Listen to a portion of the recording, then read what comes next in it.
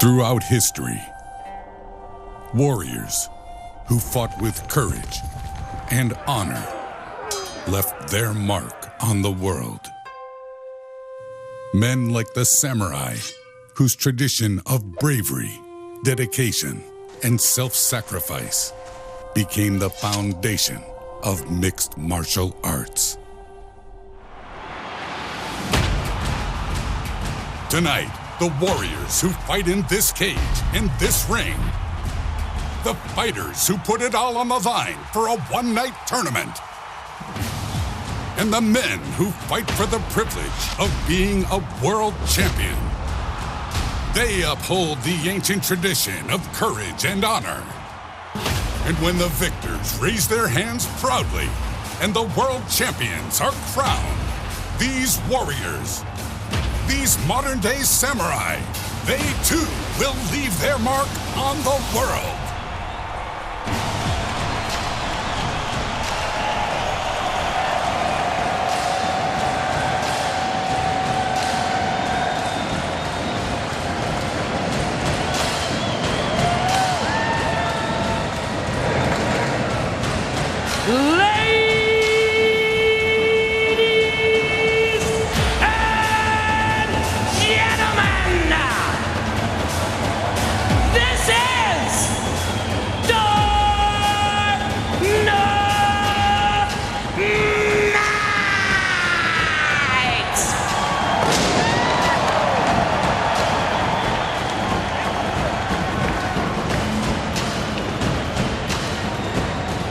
Your mic, but we're working on it.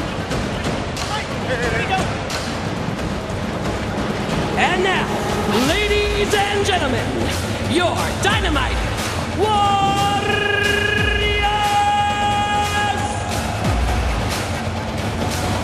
Linton Vassell versus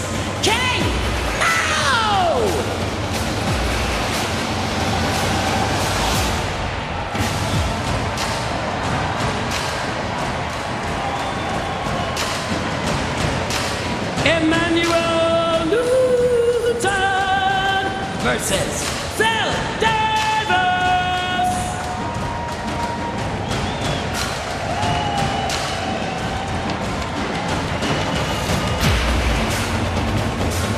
Hadley Griffin versus Gary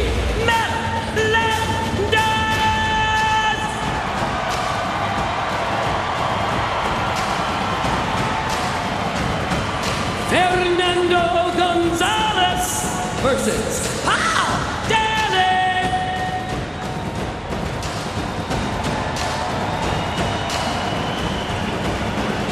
Mike Bronzoulis versus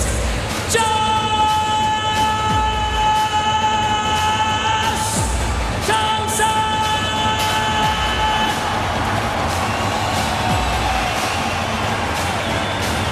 Saulo versus Zach Muecaso!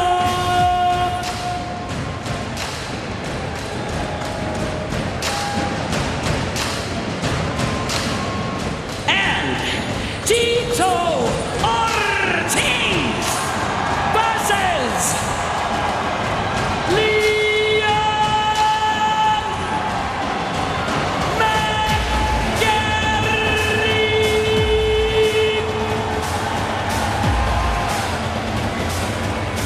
Ladies and gentlemen, these are your warriors for tonight's Dynamite!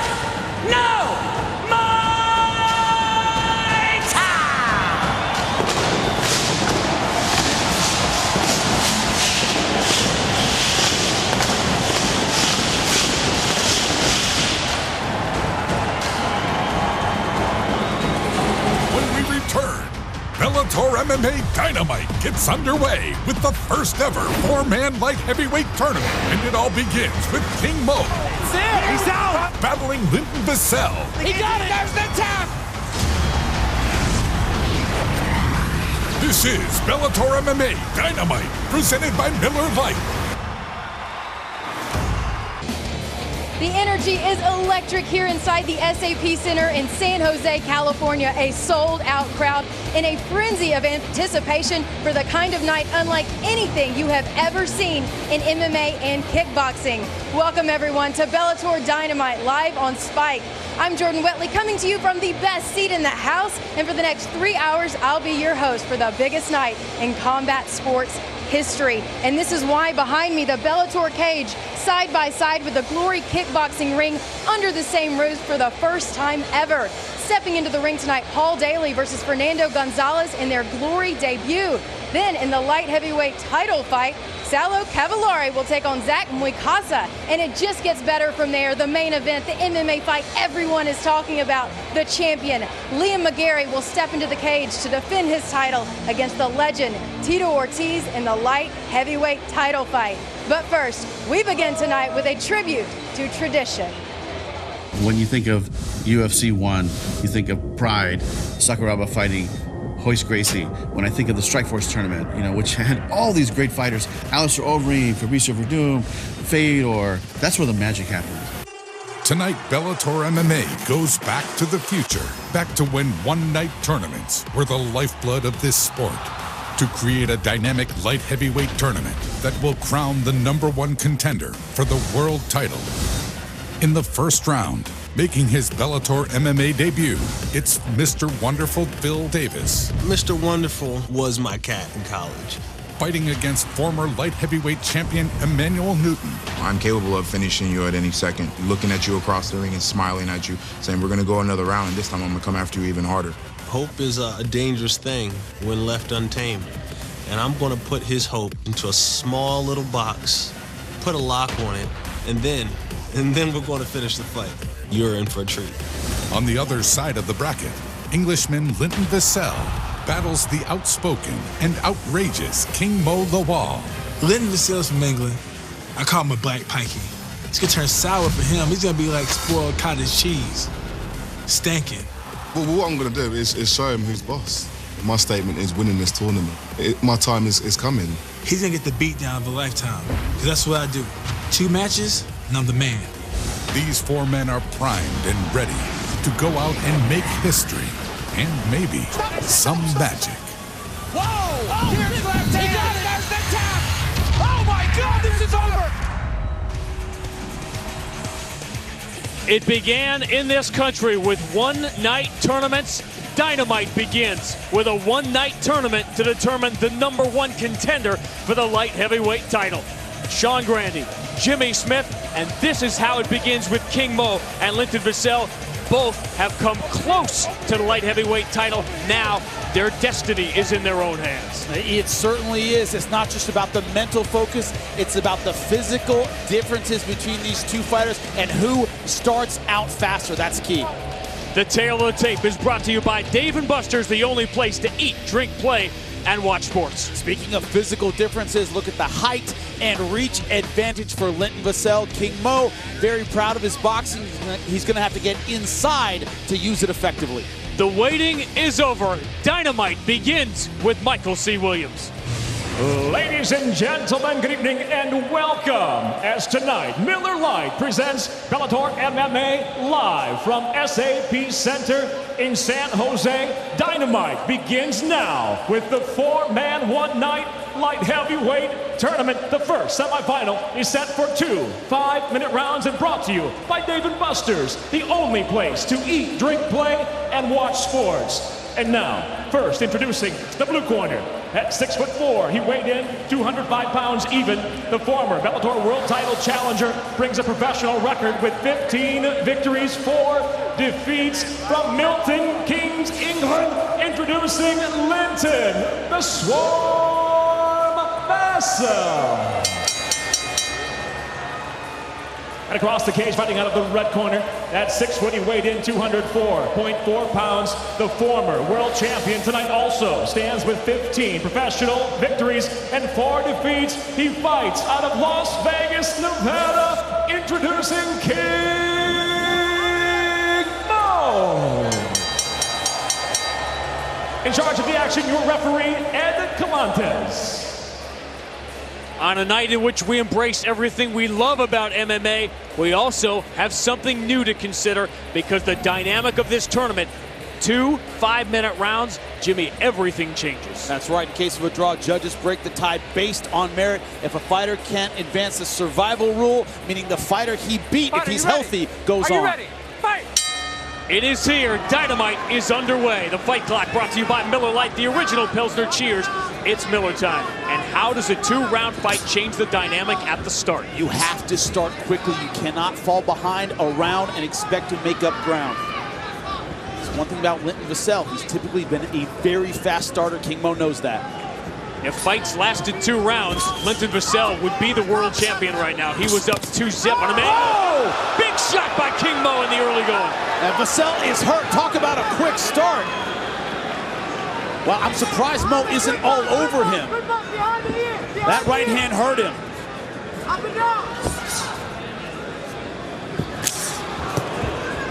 Vassell getting time to clear the cobwebs here. Now, this is really surprising. And he'll try to do it from the ground. Good sprawl by the former All-American from Oklahoma State. Yeah, good defense so far by King Mo, but still, this is giving Linton Vassell time to clear his head. Linton Vassell, the heavy underdog in this tournament, which is not a bad place to be.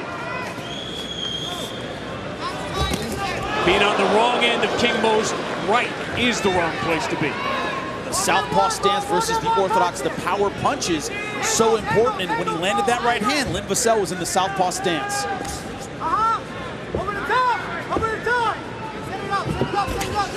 Big overhand right. And he's landing big punches against Linton Vassell. Linton Vassell just not able to see them coming.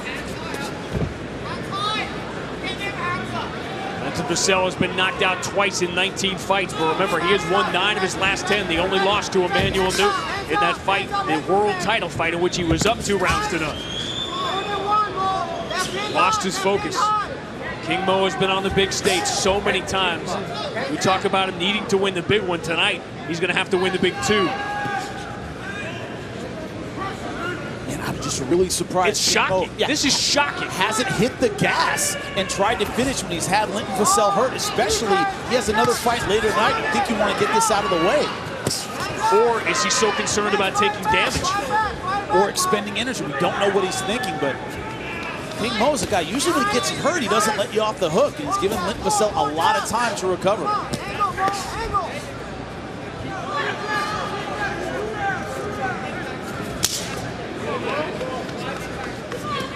Just think how the dynamic changes in a 2-round fight. If you lose the first round, you don't have 2 rounds to make it up.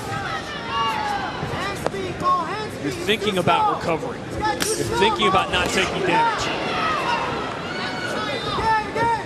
And even how these two approached it. King Mo said he changed everything. Linton Vassell said he changed nothing in his preparation. And it looks like King Mo had the right approach. That right hand shot, that lead right hand, not setting up with the jab, going right in with power punch has been very successful. 11 of King Mo's 15 wins by knockout. He's beaten Czech Congo at heavyweight. He's beaten Seth Petrozelli. He's beaten Hadra Gracie.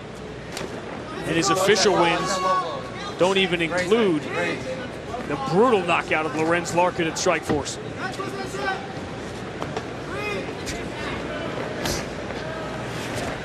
His knockout of Seth Petrozelli in Bellator, one of the scariest knockouts I have ever seen. Retired Seth Petrozelli with that right-hand shot on the ground. He has crazy power. Move your position here. I'll be dying to hear King Mo's explanation for why he didn't follow that huge shot that came 30 seconds into this fight.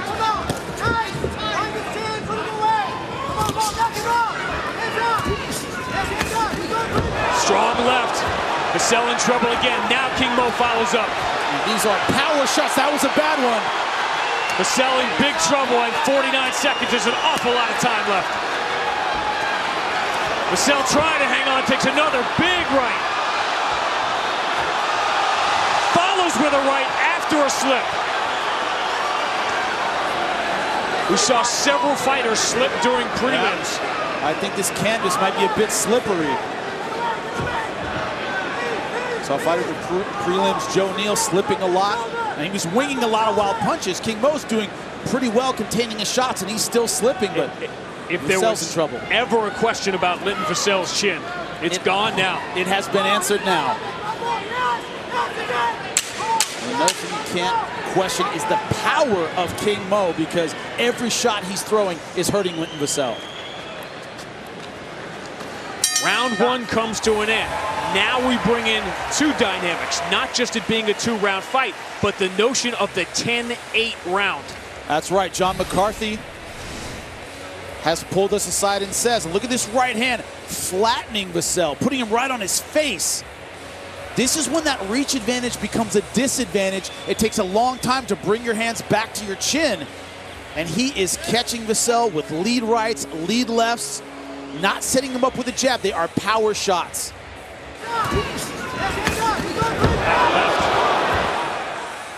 And then the right hand right on the button.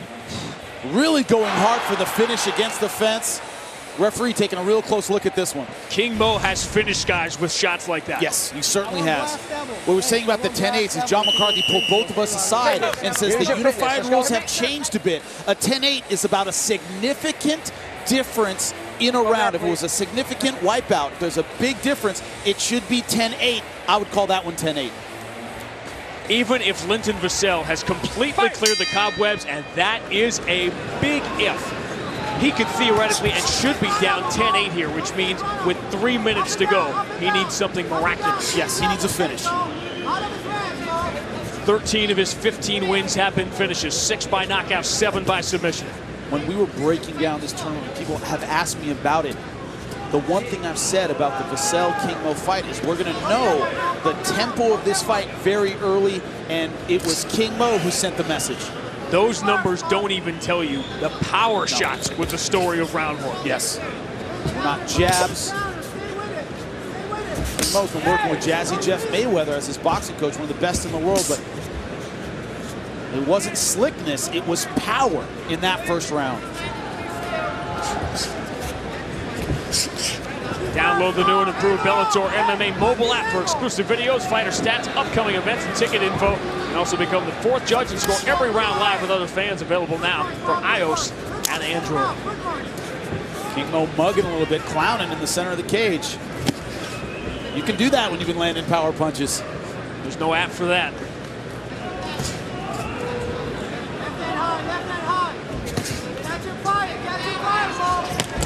This has been courageous and disciplined by Linton Vassell, but you can tell he's not moving at full speed. Yeah, he's not. Nice body kick.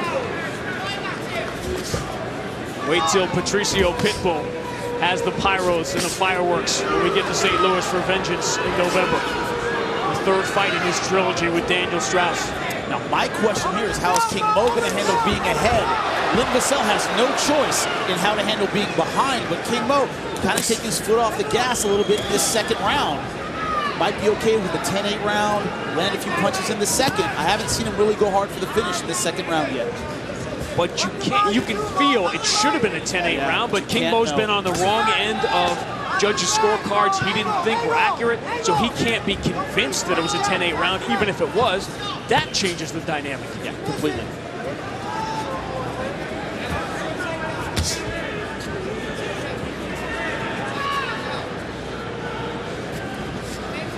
Even if King Mo survives, even if he has this one from that dominant first round, what damage will he take in the next 2.5 minutes?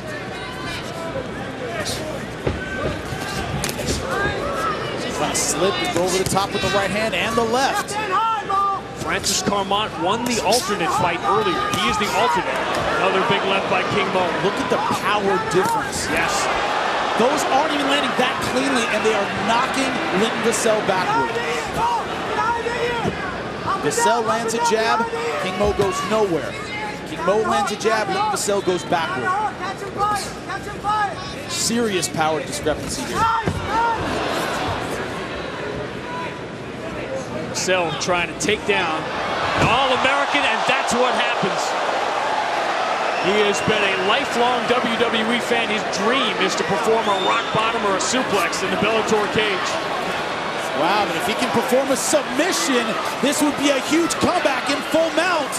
he'd find himself going from rock bottom to the tournament final. That beautiful transition. Yes. Look for the return slam. And there it is. King Mo with the answer. Vassell going for the Kimura, but not in the right hip position to get it. Linton Vassell was not disciplined in his attempts to submit Emanuel Newton in that world title fight. Gave up on them too early. And overcommitted on ones that I think he didn't have. It was a learning process, but man, King Mo has just started strong and never faded. He's kept the pressure on the entire time. I think Linton Vassell landing a couple jabs in the middle of this round kind of woke King Mo up, and he went back to his power punching.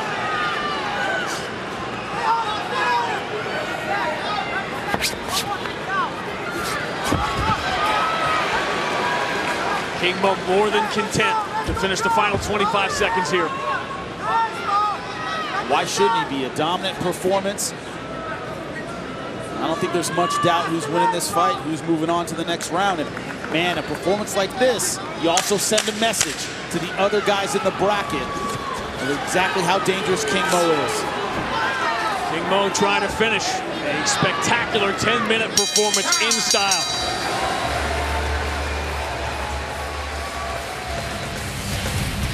After dominating and getting dominated in round one, the highlight for Linton Vassell, but King Mo would answer late in round number two, and decision from this first fight when we return.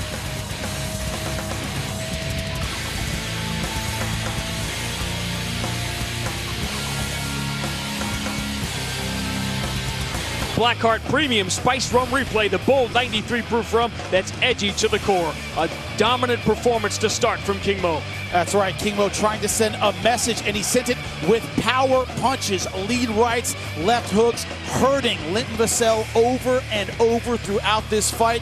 The Englishman, tough as nails, great chin, great heart, able to stay in the fight, but not competitive. It was the power advantage of King Mo tonight. Decisions in the tournament based on the body of work in the fight. Our first official decision tonight in the first semifinal from Michael C. Williams.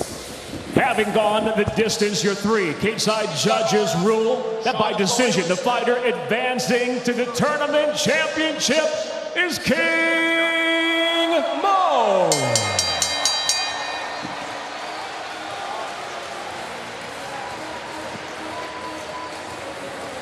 I'm here with King Mo.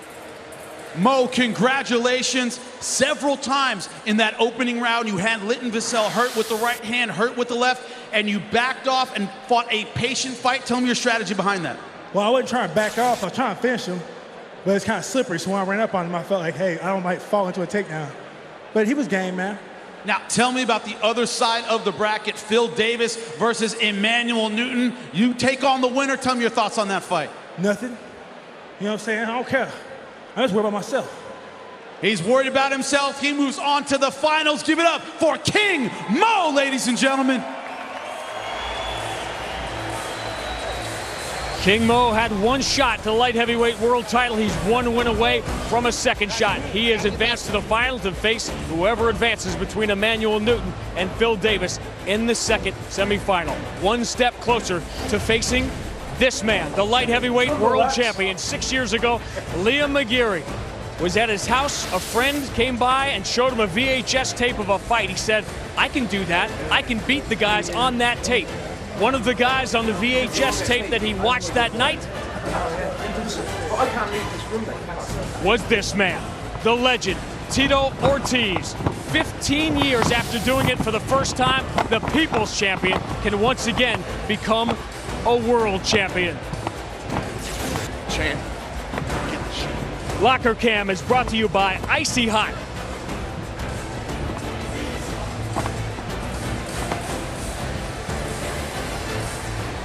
It's great to see it every night, but especially tonight. Dynamite is underway. Sean and Jimmy, no fighter in MMA history has generated more conversation than Tito Ortiz. Tonight, that conversation is narrowed down to one single question.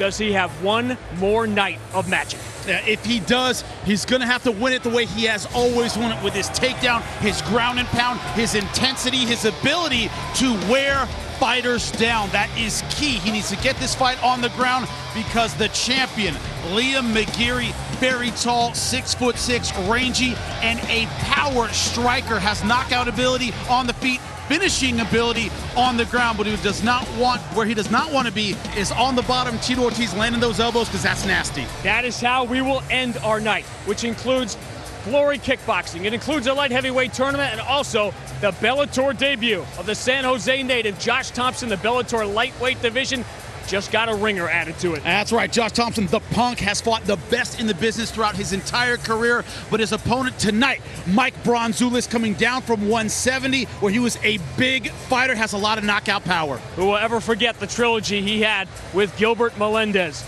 You know what Gilbert Melendez will never forget? He will never forget his wife, Carrie Melendez, and she will participate in a historic glory fight against Hadley Griffin coming up later on.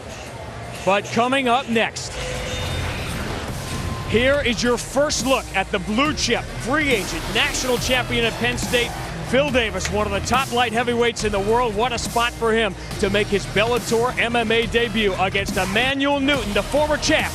It's next. Bellator MMA Dynamite, presented by Miller Lite, live on Spike, is brought to you by Dave & Buster's, the only place to eat, drink, play, and watch sports. Never seen before on a stage you have never seen before. The Glory Kickboxing ring side by side with the Bellator cage. King Mo has advanced to the finals of the light heavyweight tournament. He will face the winner of this one, including the much anticipated Bellator debut of the man on your left, Mr. Wonderful, Phil Davis, as blue chip gets. Outstanding top 10 light heavyweight as we're coming out from tonight. The tail of the tape is brought to you by Dave & Buster's, the only place to eat, drink, play, and watch sports. Emanuel Newton, not only more experienced, he is the former world light heavyweight champ. That's right, he's used to fighting in Bellator. This is Phil Davis's debut. It sometimes takes guys a minute to get their legs under them in a new promotion. Phil Davis, no learning curve tonight. Ladies and gentlemen, live on Spike, Bellator MMA presented by Miller Lite now moves to the second semifinal in the light heavyweight tournament, set for 2 5-minute rounds. We introduce the blue corner. At 6'1", he weighed in 204 pounds even. The former Bellator light heavyweight world champion returns with a professional record of 25 victories, 8 defeats, and 1 draw. Hailing from Long Beach, California, Emanuel, the Hardcore Kid Newton. And across the cage, fighting out of the red corner. At 6'2", he weighed in 205.8 pounds tonight. Making his Bellator debut, he brings 13 professional victories with 3 defeats. He fights out of San Diego, California, presenting Phil, Mr. Wonderful Davis. And when the bell rings, the referee in charge of the action, Jason Herzog. Emanuel Newton is one of the strangest, most unorthodox fighters you will see. He looks beatable, but yet thrives as an underdog. Yeah, completely. He lures you into that kind of false sense of security, and he's spinning back fists you to sleep. That's his strategy. The touch of the gloves, the second semi is underway. The fight clock brought to you by Miller Lite, the original Pilsner Cheers. It's Miller time. The winner faces King Mo for the light heavyweight tournament final. The problem here is it can take a while to figure out Emanuel Newton. No one's looked good against him. Phil Davis with 2 rounds doesn't have time to do that. 2 fighters, it is very hard to hit. They both have kind of a herky-jerky sort of style, very unorthodox. Phil Davis has never been stopped in 16 fights, many of them obviously at the UFC level. Has been in with the top light heavyweights in the world. Considered by many the favorite in this tournament. But the rules, which we talked about during the King Mo Linton Vassell fight, changed the dynamic.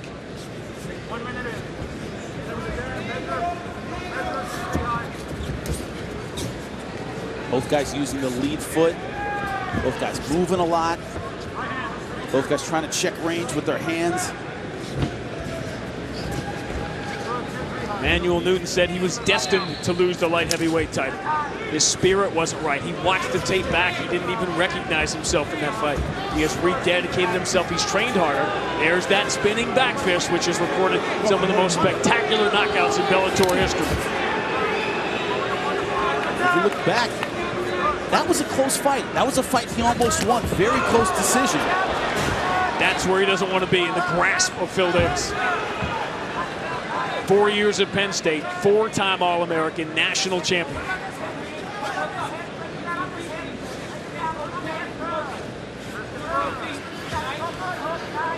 Now one hook in, he's already going for the rear naked. To the right arm is planted right near the jaw. As soon as his hips are in good position, he's going to try and slide it up. But right now, going with the wrestling ride. For the fun of it, after winning the national championship a year later, he became the no-gi world jiu-jitsu champion. Nice takedown right into side control. Download the free Spike app with full episodes of your favorite shows anywhere, anytime, for free. Now available on the App Store and Google Play. Trying to lock up the Kimura. Linton Vassell had some success with this submission last time when he fought Emanuel Newton but couldn't finish it. Now he's in good position now. He moves so smoothly with those hips. And that's what Emanuel Newton is known for. Those last-second escapes, explodes right at the right time. How many times did Linton Vassell happen within an inch of defeat and the world title? You can only say it so many times. That was a 5-round fight.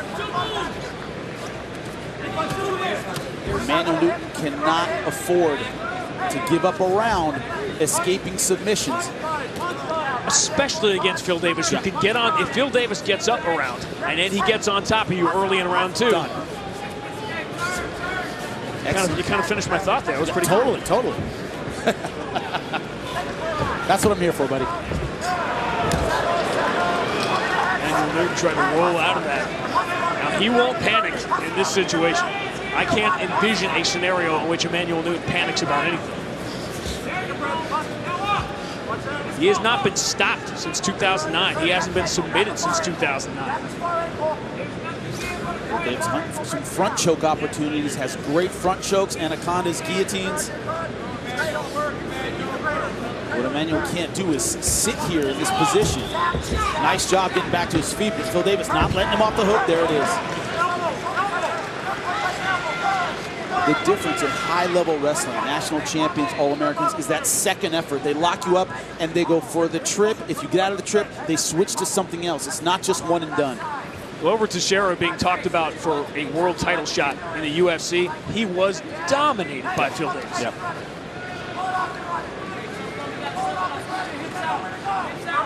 Crushing top control, long arms, which makes it easy to hunt for submissions like this. Man, he's going hard for that Kimura. Emanuel Newton trying to get the legs free so he can sweep out of it. He's in huge trouble, and it's over.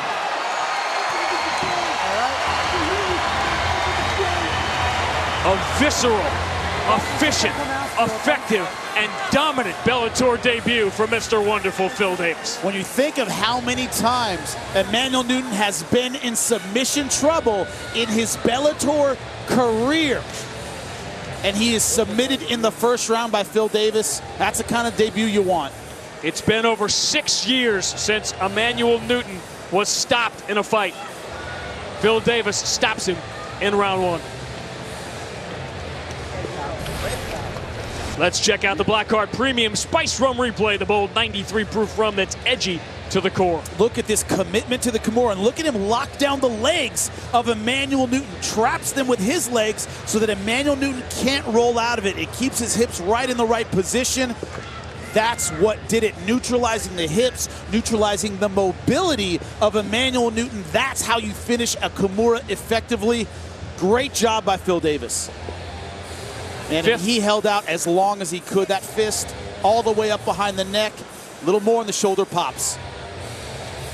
Phil Davis didn't know what to expect. You know, it has to be a weight off his shoulders, except tonight He's got another fight to fight in the tournament final that we expected. Phil Davis and King Mo coming up. There is the winner of the first fight, Phil Davis with Jimmy. Next as Dynamite rolls on Spike. Newton, the former light heavyweight world champion, participating in this one-night four-man tournament, which is now down to two because Mr. Wonderful was just that. His Bellator debut went for the Kimura early, couldn't get it. This time tied at the legs of Emanuel Newton. There was no escape, and Phil Davis with a dominant performance is on to the finals. Dynamite is underway for the official decision in our second semifinal. We head to Michael C. Ladies and gentlemen, inside the Bellator cage at 4 minutes, 39 seconds into round number one. The tap comes by way of a Kimura, advancing by submission now to the tournament championship, Phil, Mr. Wonderful Davis.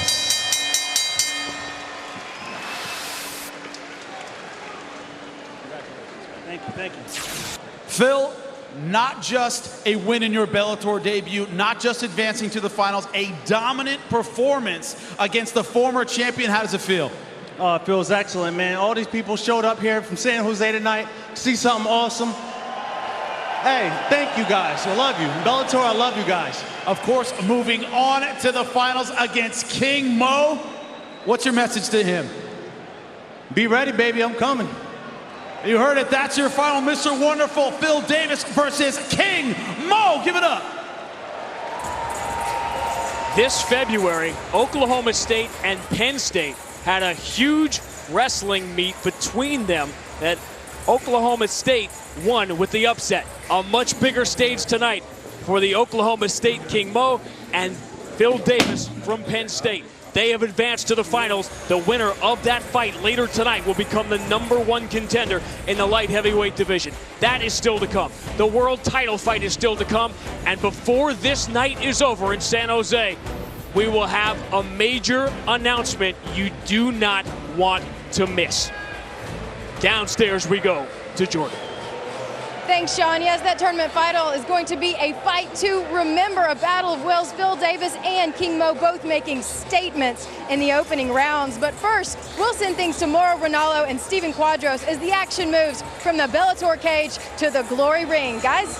That's right, Jordan. Thank you very much. And Fight Professor, it's a case of deja vu all over again for you as you called the inaugural Dynamite event back in 2002 in Japan when the legendary Pride Fighting Championships came together with K1. And speaking of deja vu all over again, a mouth-watering rematch for the vacant Glory Light Heavyweight Championship as the Democratic Republic of Congo's Zach Muikasa, the man who brings the bombs and drama, is going to be seeking revenge against the Brazilian bomber, Saulo Cavallari. And Saulo Cavallari has forged a really good kickboxing career out of the streets of Curitiba.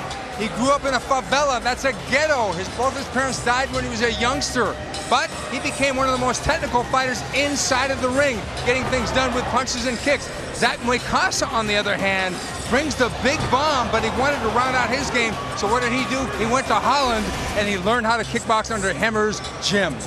And in the spirit of this unique night of combat sports entertainment, a couple of Bellator MMA fighters are going to don the Glory gloves and get it on inside the Glory ring. And what an explosive encounter it should be when the UK's Paul Semtex Daly takes on America's Fernando Gonzalez. And Fernando Gonzalez is not intimidated at all by Paul Daly. He's going to bring that crouch style that he honed by training with Dan Henderson. We all know who he is. And he throws that overhand left hand, but Paul Daly is that big left hook. He trained in Holland at Mike's gym, sparred with Melvin Manoff. He feels that the youngster from San Diego has nothing to offer him in Gonzalez. So the guys are ready to stand up, and guess what? For the first time ever, the ladies will stand up and fight in the Glory ring. It is going to be local favorite Carrie Melendez taking on Hadley Griffith as they make their respective Glory debuts under Glory rules. You're watching Dynamite on Spike.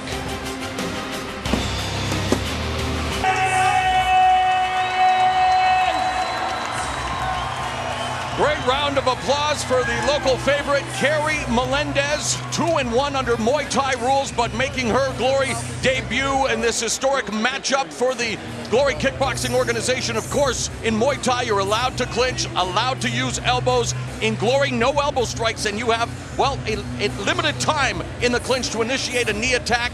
Of course, Carrie Melendez may be familiar to some of our viewers as the significant other of Gilbert Melendez, a former two-time Strikeforce lightweight champion who was involved in a memorable trilogy with Josh Thomson, who you're going to see make his Bellator debut coming up later tonight. But right now, Carrie Melendez set to square off with Hadley Griffith here as we continue with the Glory Kickboxing portion of Dynamite. Let's go through the numbers, Stephen.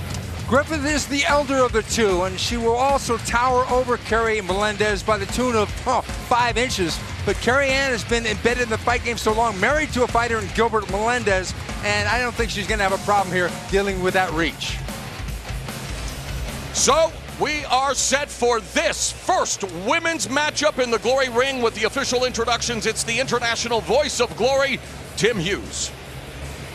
Ladies and gentlemen, for the first time ever, women's bantamweights step inside the ropes of the Glory ring for kickboxing, scheduled for 3 3-minute rounds.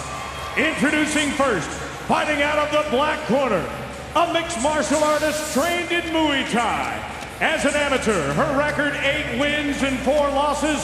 She will make her professional debut tonight in San Jose. Standing 5 feet 11 inches tall, 1.80 meters. She weighed in at fight time at an even 121 pounds, 54.9 kilos. She's here tonight from the mile-high city of Denver, Colorado. Please welcome Relentless Hadley Griffith. Here now is her opponent, opposite the ring and fighting out of the white corner. She began Thai box training nearly a decade ago. Her young kickboxing record, 2 wins with 1 loss. At 5 feet 6 inches tall, 1.67 meters, she weighed in at 120.5 pounds, 54.8 kilos. Fighting tonight out of San Francisco, California. Introducing Carrie Melendez. And your referee in charge of the Glory ring is Dan Sell. Fight Professor, you and I have been privileged to be a part of many firsts in combat sports. It's so great to be with you ringside to welcome the ladies to the Glory ring. Referee is Dan Stell, set for 3 3-minute rounds. The bell in round 1 in the black gloves, Hadley Griffith. In the white gloves, Carrie Melendez. Here in Glory. Carrie prioritized criteria. Yeah, Carrie is so technical, and she's got such great movement, very rhythmical, actually. And getting back to the criteria, it's the number of knockdowns that count most, followed by cumulative damage. 3 knockdowns in a round, 4 in a fight constitutes a technical knockout. Carrie Melendez is really staying busy here with a wide variety of attacks. Low kicks, body punches, and head punches. Funny story, she met her husband, Gilbert Melendez, through a mutual friend.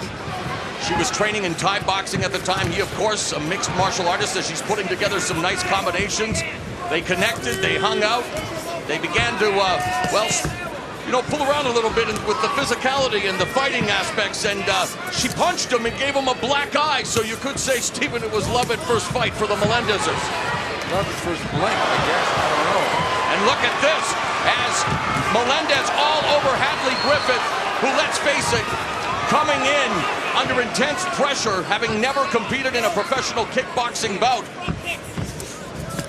A chance for Carrie Melendez to look impressive in front of her hometown crowd. She has already said that she will be making her Bellator MMA debut early next year. Hadley Griffith is already in a world of trouble here because she can't hurt Melendez or even land. And Melendez with those punches, a flurry of strikes, a fusillade of blows as Griffith valiantly trying to fight her way out of the corner. She's already been bloodied. And it's all Melendez utilizing lateral movement, the teep, showcasing all aspects of her skills. Again, went 2-1 under Muay Thai rules. A former basketball player, tore her ACL, gave birth, of course, to their beautiful daughter, Layla Kay, who's now 5. Before she has any more kids, she wanted to realize her dream of competing in combat sports. And there was Griffith with a quick counter that Melendez simply walked through. Melendez's head movement is a thing of beauty because she's almost impossible to hit in this fight. And Hadley Griffith has got to unload that right hand. Otherwise, she's just going to get beat down. Under 30 seconds left in the opening round. High volume attack by Carrie Melendez.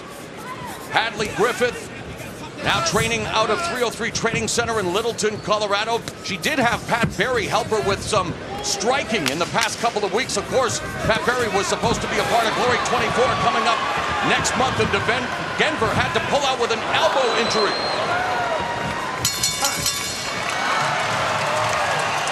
Impressive opening round for Carrie Melendez. Carrie Melendez landed everything she threw.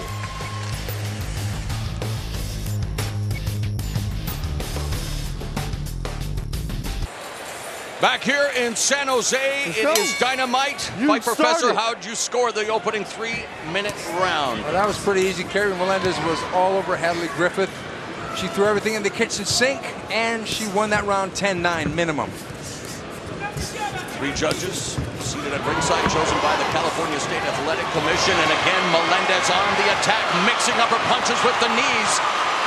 And she has Griffith hemmed in the corner. Griffith looking like Bambi on ice when it comes to her kickboxing debut, trying, though, to stay in the fight. She's got to use her jab. Griffith does. Because if she doesn't, she's not going to hold off Melendez. Melendez can just walk in and punch and kick and knee at will.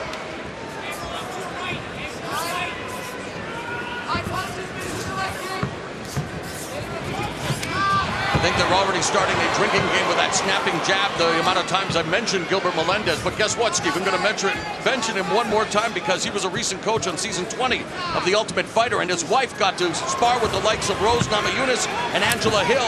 She also trains a lot with Leslie Smith.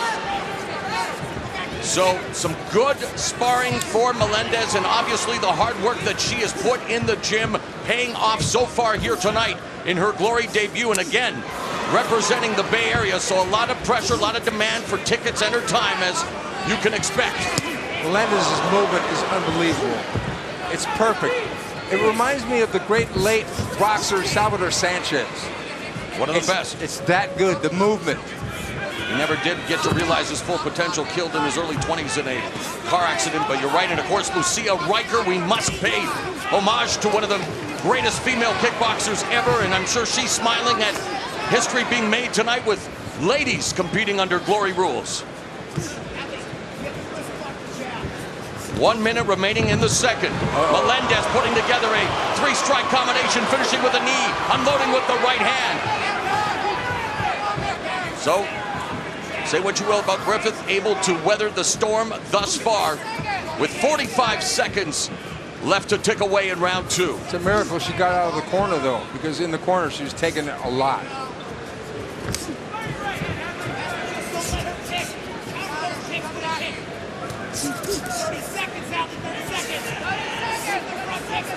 Under 30 seconds left with Melendez flashing the jab,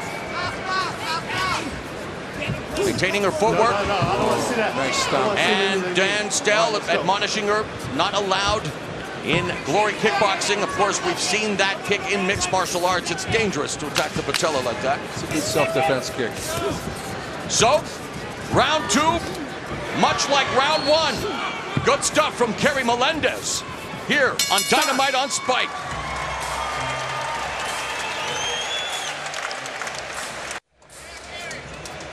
Well, I had the pleasure of calling his foray into MMA under the memorable Strikeforce banner. Herschel Walker, one of the greatest athletes in the United States, a huge combat sports fan, and on hand here, as we have seen a laundry list of combat sports luminaries, and Kerry Melendez wanting to become one in her own way here with the action against Hadley Griffith. And with 1 round remaining, Fight Professor, other than a Hail Mary, what can Griffith do to try to get back into this fight? She's got to throw the right hand. She's got to win by knockout. There's no way she can recover. I mean, even if she got multiple knockdowns, which is highly unlikely, she's got to get a knockout.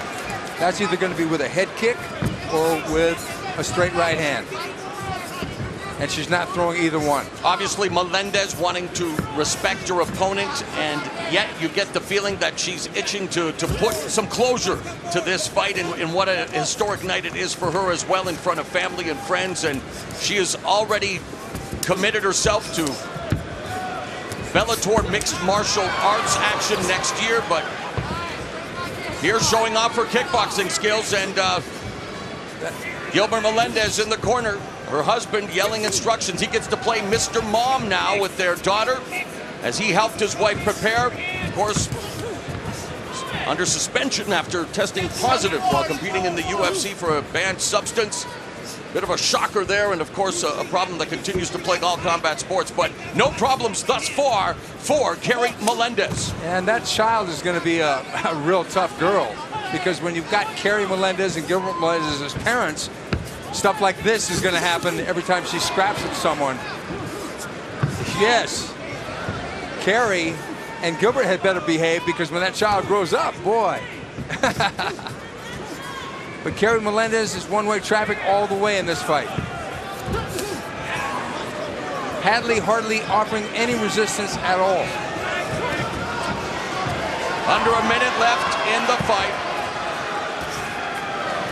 A lot of damage to the lead leg of Griffith, as Melendez has done a terrific job of mixing up her attack, using all of the weapons at her disposal here under Glory kickboxing rules. Inside low kick, footwork, flashes the jab.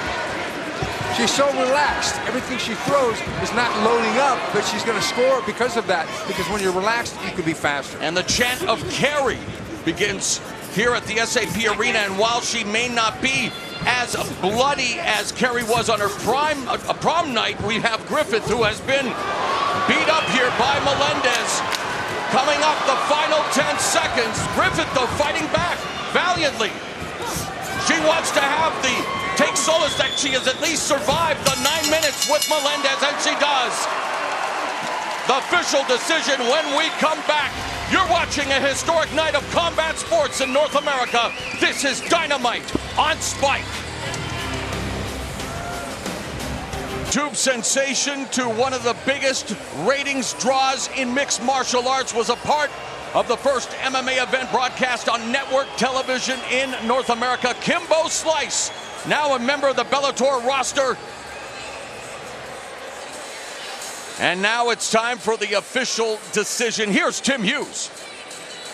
Ladies and gentlemen, after 3 rounds, we go to the judges' scorecards, and here are the totals. The judges score this bout 30-27, 30-27, and 30-26, all for your winner by unanimous decision, Kerry Melendez.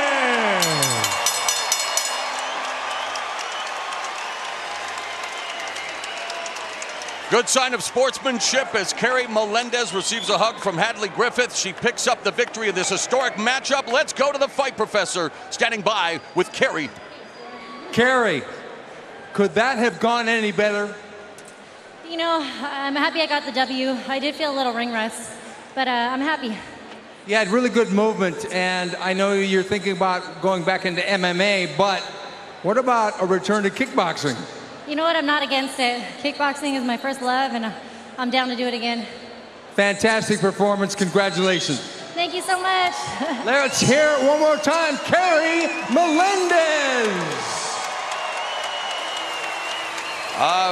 Husband who is, well, taking a picture, cheering wildly as well, and she is the Jeopardy answer to the question, the first woman to win under Glory kickboxing rules. The answer, who is Kerry Melendez? Let's now go to Jordan, standing by with another good friend of mine, King Mo. Thanks, Mauro. Yes, here with King Mo, coming off a dominant performance to advance, getting past Linton, Vassell, and now you'll face Phil Davis. But looking at both of these fights tonight, they were very different. You got it done on your feet. Phil Davis got it done on the ground. What do you have to do to make him play your game and win? Just fight my pace, you know what I'm saying? Dictate my game plan on him. And that's what I'm going to do. What do you have to do to disrupt his timing? Just go and fight him. That's all I'm going to do. I'm going to fight his ass. That's all I can do. Keeping it simple. And Davis said, be ready. I'm coming for you. On that note, what's your answer? Any damage in the other fight, or are you ready? Don't matter what he say, you know what I'm saying? What's going to matter is when we get in the cage and handle business. All right, a confident King Mo here preparing for the tournament final. Mauro, send things back to you. All right, Jordan, looking forward to seeing King Mo and Phil Davis go at it. Wrestling, definitely a part of their respective repertoires as we now get ready for, well, anything but wrestling. Fernando Gonzalez and Paul Semtex Daly make the move from the Bellator cage to the Glory Ring. We should be in for fistic fireworks when we come back. Bellator MMA Dynamite, presented by Miller Lite, live on Spike, is brought to you by Blackheart Premium Spiced Rum. Seduction in a bottle, the official rum of Bellator MMA. We're in San Jose and getting ready for his rematch.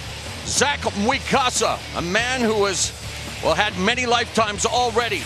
Just 3 decades on this earth, looking to become the new Glory Light Heavyweight Champion, but standing in his way is the man who stopped him last November in the one-night light heavyweight tournament with a left head kick a la Mirko Krokop. We're talking about Saulo Cavallari. All stars in the crowd, including Bellator's Michael Chandler, the former lightweight champion, will be back in the cage taking on David Rickles. Kung Lee made his MMA debut in this building and then recorded a huge win over Frank Shamrock in the Battle of the Bay. All right, standing by with more. Let's go to Jordan. Or, excuse me, let's go to Lenny Hart.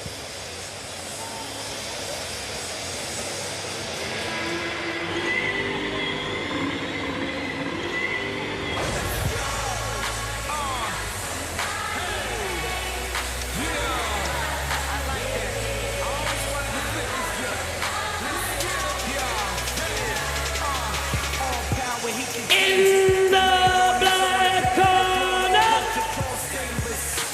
from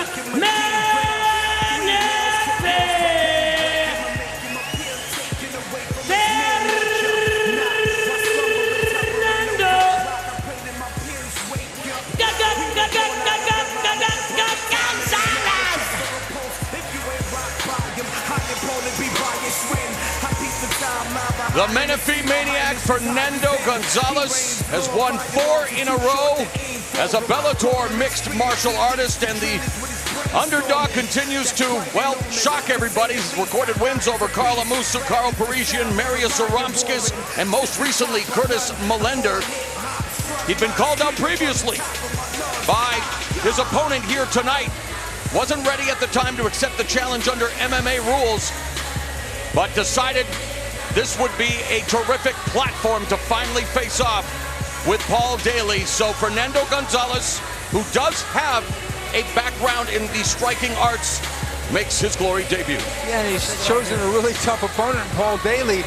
He's very confident he could beat Paul Daly in either MMA or kickboxing, but here he is in kickboxing, primarily a southpaw, and he can switch effectively. A real explosive straight left and right, left roundhouse kick as well. When Gonzalez switches stances, you got to really look out for that left hook, but I don't know if he wants to throw a left hook with Paul Daly.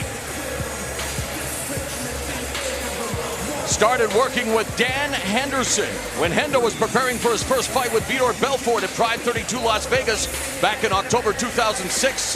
The first event held outside of Japan by our former employer, Steven, and you definitely can sense the ghost of Pride Fighting Championship. Scott Coker, of course, a promoter who is a huge fan of what went down in the land of the rising sun and doing his best to recreate it here tonight.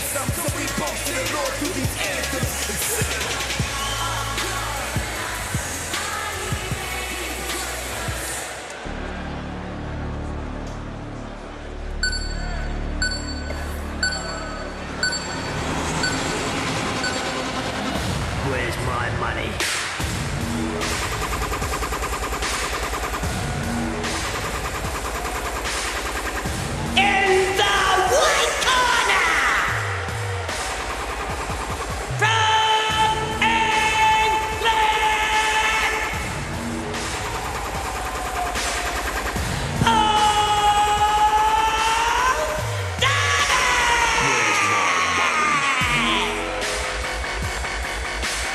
Well, Semtex Daly, 32 years of age. His nickname says it all. Semtex, an explosive material that the British Armed Forces use to demolish large structures. Well, that left hook of his is a pretty destructive weapon as well. He really is. He's got exceptional striking fundamentals and ring generalship. Great defense, elbows in, hands high, and you know, he can work behind the jab and he can box, but boy, he really likes to get things done inside the distance, and he usually does it with punches, although he's got a great kicking arsenal.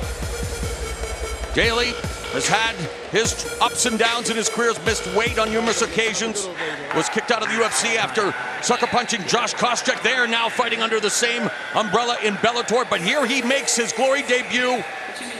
Has plenty of experience in kickboxing, 20-3 record, 17 wins inside the distance. And we go to the tail of the tape for this catch-weight affair. And both of these gentlemen are in their early 30s and the same height.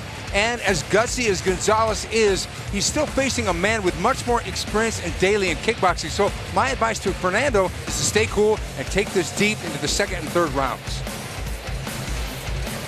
With the official introductions, let's go back to the center of the ring. Here's Tim Hughes. All right, San Jose, this glory kickboxing battle, scheduled at a catch weight of 175 pounds, scheduled also for 3 3-minute rounds. Introducing first, standing on my right and fighting out of the black corner, a former WBC US Muay Thai champion. As a mixed martial artist, a veteran of almost 40 fights. As a kickboxer, his young record, 1 win with 2 losses. At 5 feet 9 inches tall, 1.75 meters, he weighed in at 175.5 pounds, 79.7 kilos. He fights tonight out of Menifee, California. Ladies and gentlemen, introducing the Menifee Maniac, Fernando Gonzalez. Here now is his opponent, standing on my left and fighting out of the white corner. One of the most prolific strikers in all of combat sports, a former European and world Muay Thai champion. His kickboxing record, 20 wins with 3 losses, 17 of those wins coming by way of knockout.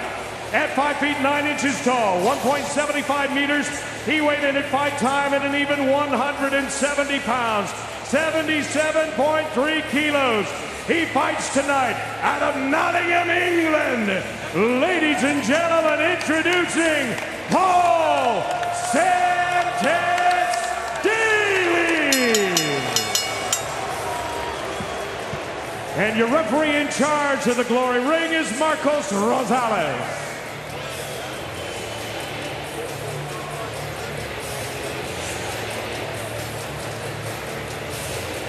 Paul Daly involved in maybe maybe the greatest round in MMA history against Nick Diaz, and now making his glory debut against Gonzalez, who is riding plenty of momentum thanks to a 4-fight win streak in Bellator. But this is under glory rules, and it's Gonzalez in the black gloves, Daly in the white.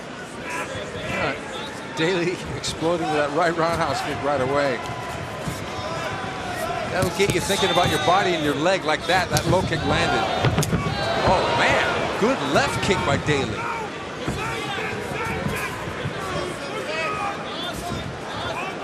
Again, just 3-minute rounds in glory. And that's why it's considers itself the fastest fight sport on TV. Not a lot of time to go throughout the feeling of process, which, of course, is endemic to those with a Muay Thai background, Stephen. Man, these roundhouse kicks are beautiful.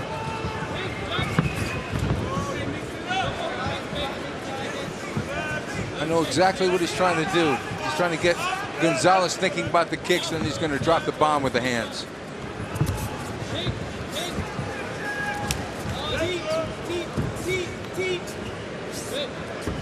Daly spent a week in Romania sparring with recent glory heavyweight title challenger Benjamin Adegbuyi, and believe it or not, they actually sparred with each other. Oh my God, that guy's taller than a building. So, cavalcade of kicks here between Daly and Gonzalez, I guess they said, hey, if we're going to go in, we're going to go all in and make this a kicking affair. Yeah.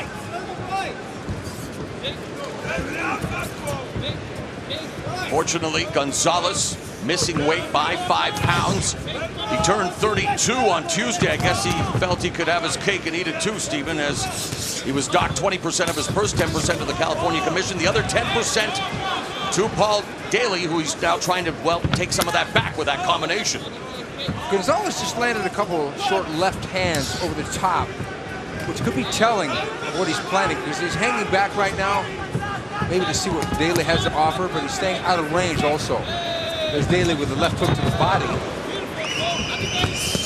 And there's a left hand to the body by Gonzalez. 45 seconds remain in the first round. Gonzalez trying to come in at angles while Daly whips off the right body kick.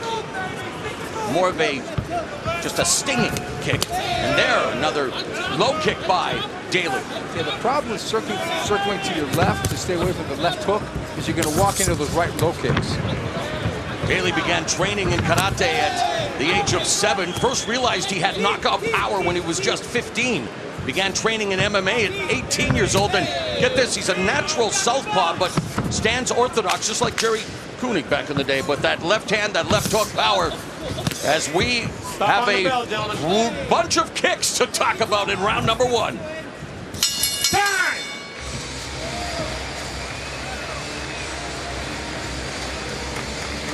Is indeed Dynamite, and maybe the wick was just lit in the opening round. I have a feeling things are going to pick up here in round 2 between Paul Daly and Fernando Gonzalez. Daly starts right off with the left jab and a feeler out, straight right hand. Daly in the white gloves, Gonzalez in the black. How did you score it on your unofficial scorecard as Gonzalez eats a stiff jab, Stephen? I got Paul Daly winning the first round 10-9. He was the aggressor. He threw more shots. They were basically catching the outside of the shell, the defensive shell of Fernando Gonzalez, but he still outscored him.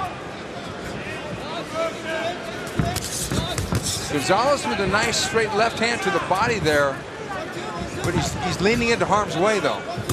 Fans may remember Gonzalez from his time with WEC, King of the Cage, and Strikeforce before settling into Bellator, and now making his Glory debut.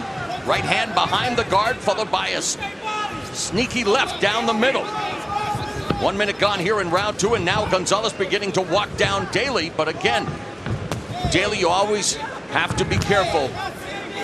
He can detonate that left hook at any time. Yeah, Gonzalez is a pretty decent brawler, and that's what he's going to have to be here. He's got some technique there with that combination. Exactly, but those overhand punches, those are going to be money to him, because if he sits there and tries to do a technical match with Daly, it's probably not going to go too well for him.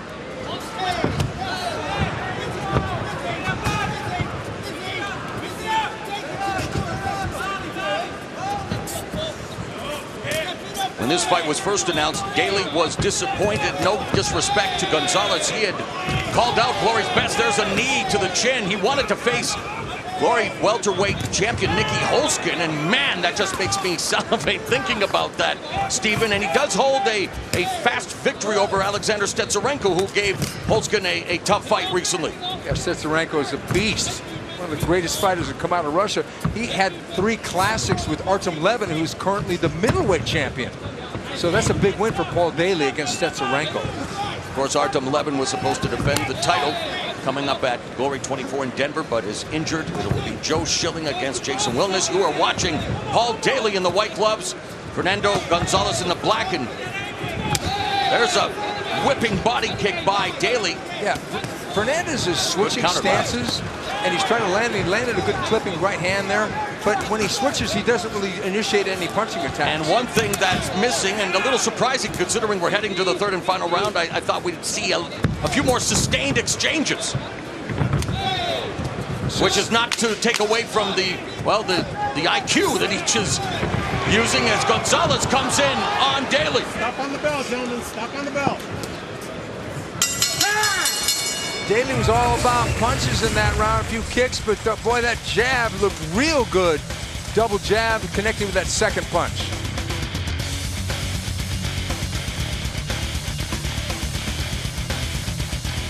The third and final round, and already it's picked up with Daly becoming more aggressive, listening to his corner, Mike Passanier, who, of course, the coach at Mike's gym, one of the most decorated gyms in all of kickboxing, has produced the likes of Badr Hari, Myrtle Grunhart. Yeah, but Fernando Gonzalez is getting busy here, too. And he has to. Yeah, he really does, because to me, I've gotten behind the 8 ball by 2 rounds. So he's really got to do something big here, at least get a couple knockdowns or a knockout to win this fight. Gonzalez had limited amateur experience as a boxer.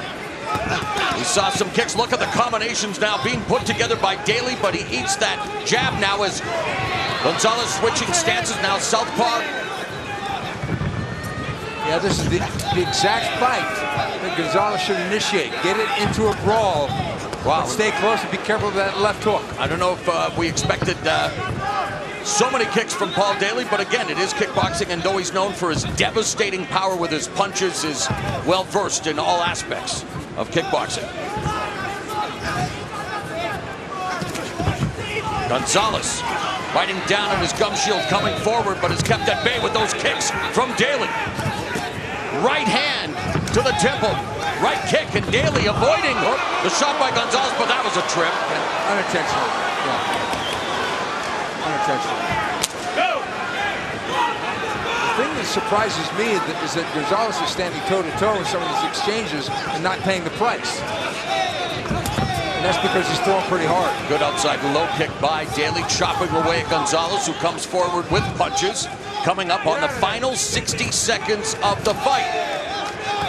Maybe not the fistic fireworks we expected, and yet there's still 57 seconds left.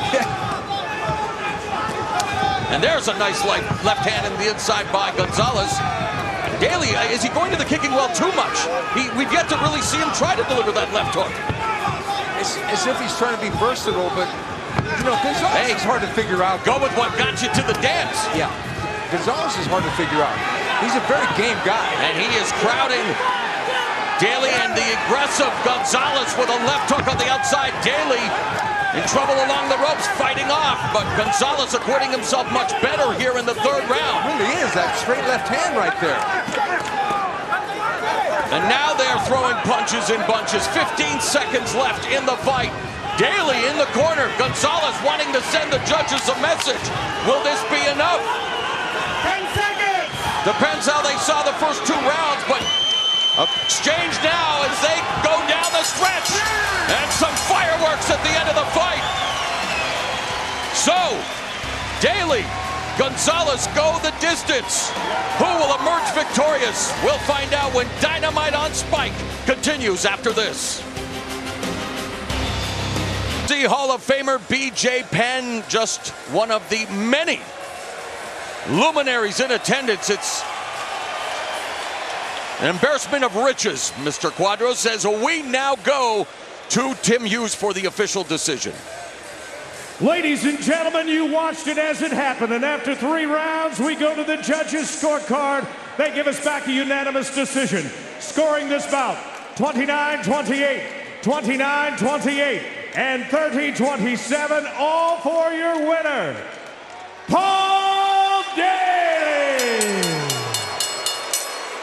Paul Daly picks up the unanimous decision win. Not a popular decision here in San Jose, but he'll now return to Bellator, where he has sights on a welterweight championship shot.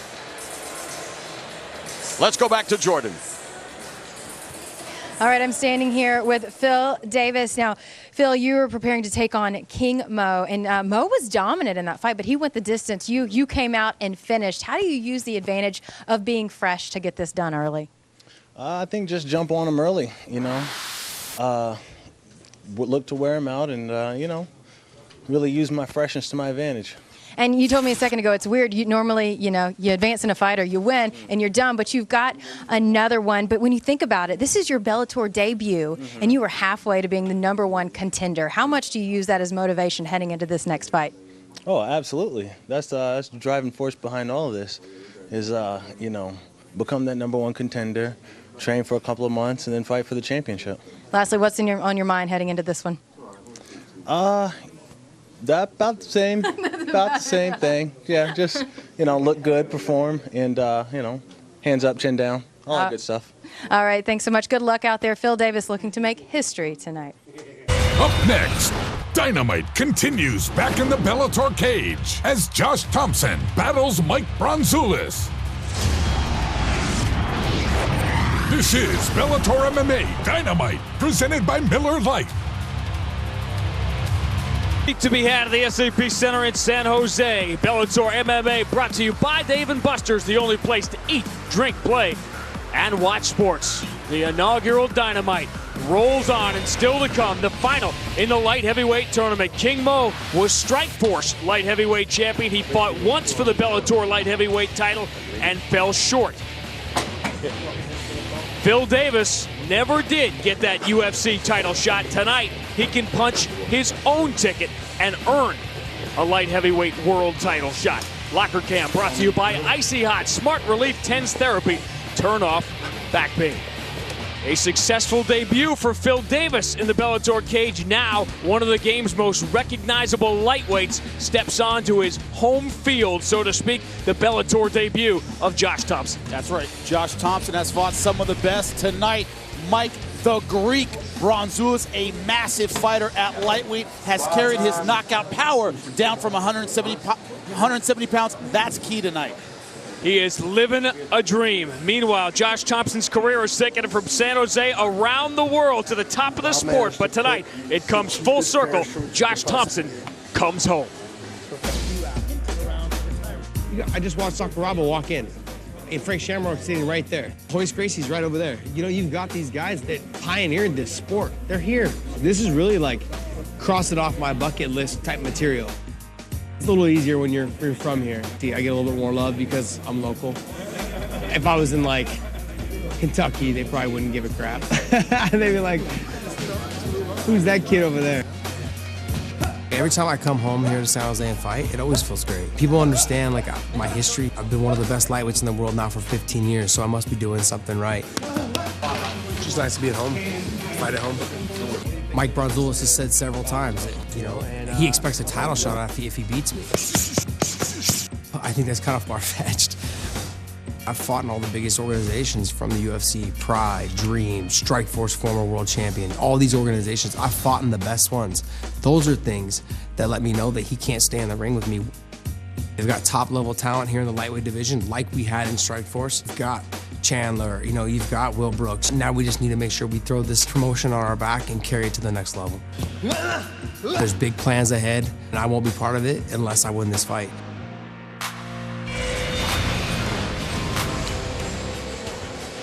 Living a dream after 9 years in the game, Mike Bronzoulis at age 36 steps on to the biggest stage of his life against a man who has been there before. On his home field, the Bellator debut of Josh Thomson is next.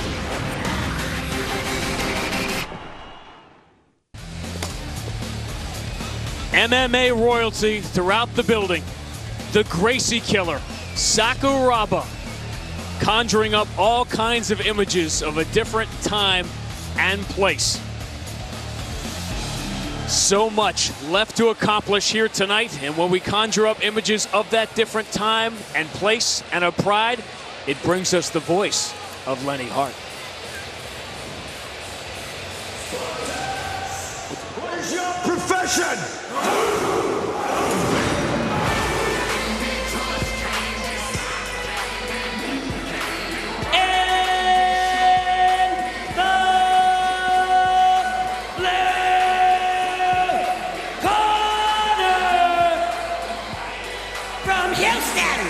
Texas,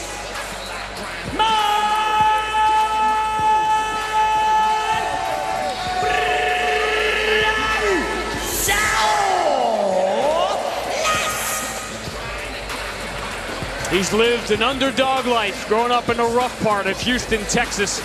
2 months ago, he was told his dream, his shot at competing at the highest level wasn't going to happen. Mike Bronzoulis broke down and cried on his kitchen floor. The next day, the very next day, the phone rang, and with it, this fight, Jimmy, the one he has waited for his whole life. I've said it a million times. There are easy fights and great opportunities. A fight is always sold to you as one of those two things. This is Mike Bronzoulis' greatest opportunity against Josh Thomson. Josh Thomson cannot afford to see this as an easy fight. He is the Legacy FC champion, and as you have said and indicated, this is a very big lightweight who has come down and said the decision to come down to lightweight was the best decision of his life. And he's carried a lot of that power down to 155 pounds. I saw him finish guys at 170. 18 wins, 11 of them knockouts, 3 submissions. Very, very heavy-handed at 155. He says Josh Thomson is one of the greatest lightweights in history. He's great at everything. He's about to find out.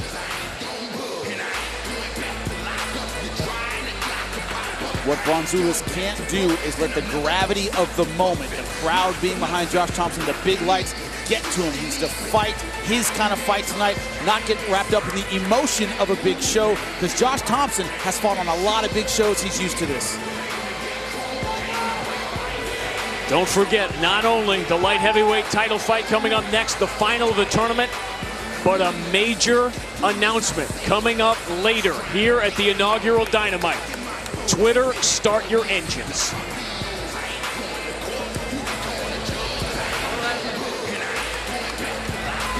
You get all the way to the big stage, and you forgot your mouthpiece. Happens to the best of them. I've seen it a million times.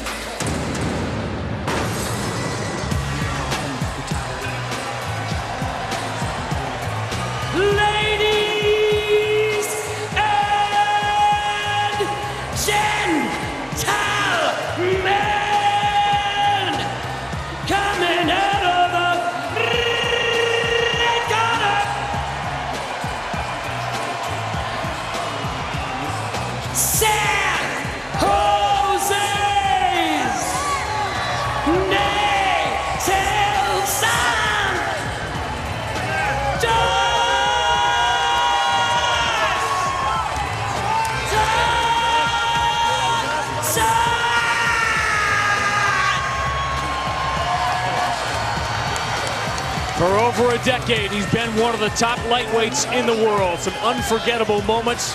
The knockout of Nate Diaz here, the trilogy with Gilbert Melendez. He had one condition for Scott Coker when he left the UFC to come here to Bellator. I have to be on this card, on this night, to be part of Dynamite in San Jose. Yeah, this was a huge show. A lot of the fights had already been announced. Josh Thomson, a huge name, but a late announcement for this fight. Had to get his contract worked out. This crowd very much behind him. We'll see if that's a factor. I'm going to drop some names on you now. You ready? Jeff Curran, Phil Baroni, and Sokaju. They are the only 3 to fight for UFC, Pride, Strikeforce, and Bellator. Josh Thomson becomes the 4th. Touching gloves with another great lightweight, BJ Penn. That's good company to keep in MMA. The tail of the tape is brought to you by Dave & Buster's, the only place to eat, drink, play, and watch sports. The records are similar. The level of competition is not. That's right. Josh Thomson has fought some of the best lightweights in the world throughout his entire career. Josh Thomson is back in San Jose as we head back to Michael C. Williams. Miller Lite presents Bellator MMA live on Spike. We now go through 3 5-minute rounds in the lightweight division. Brought to you by Icy Hot, Smart Relief 10's Therapy, Turn Off Back Pain. And now, first introducing the blue corner. At 6 foot, weighing in 155.4 pounds, his professional record, 18 wins, 8 losses with 1 draw. He fights out of Houston, Texas, Mike, the Greek Assassin, Bronzoulis. And across the cage, his adversary, fighting out of the red corner at 5'10". He weighed in the same 155.4 pounds in his Bellator debut. Tonight, he stands with 20 professional victories and 8 defeats. Hailing from and fighting out of San Jose, California, introducing the real Punk, Josh Thomson. In charge of the action, your referee, Jason Herzog. A big moment for Josh Thomson, the crowd behind him, and he could use the uplifting. He's a big fan of the Kansas City Chiefs. Tough night for him then.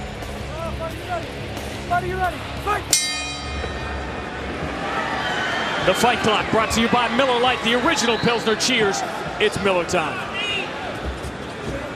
Much respect between these two. Mike Bronzoulis so grateful for this opportunity.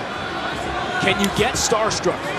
Yeah, you certainly can, especially a guy with a style like Josh Thomson, who's always moving, always angling, switching stances. I talk about becoming a spectator. You never want to do that in a fight.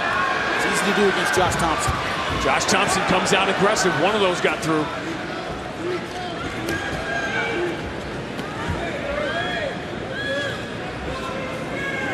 Josh Thomson did lose his last 3 fights in the UFC, but it wasn't an older fighter getting knocked out or not being competitive. In fact, most people thought he won the Benson Henderson fight. Not to mention Bobby Green thought that was a very close fight. I had that scored for him, but that's MMA.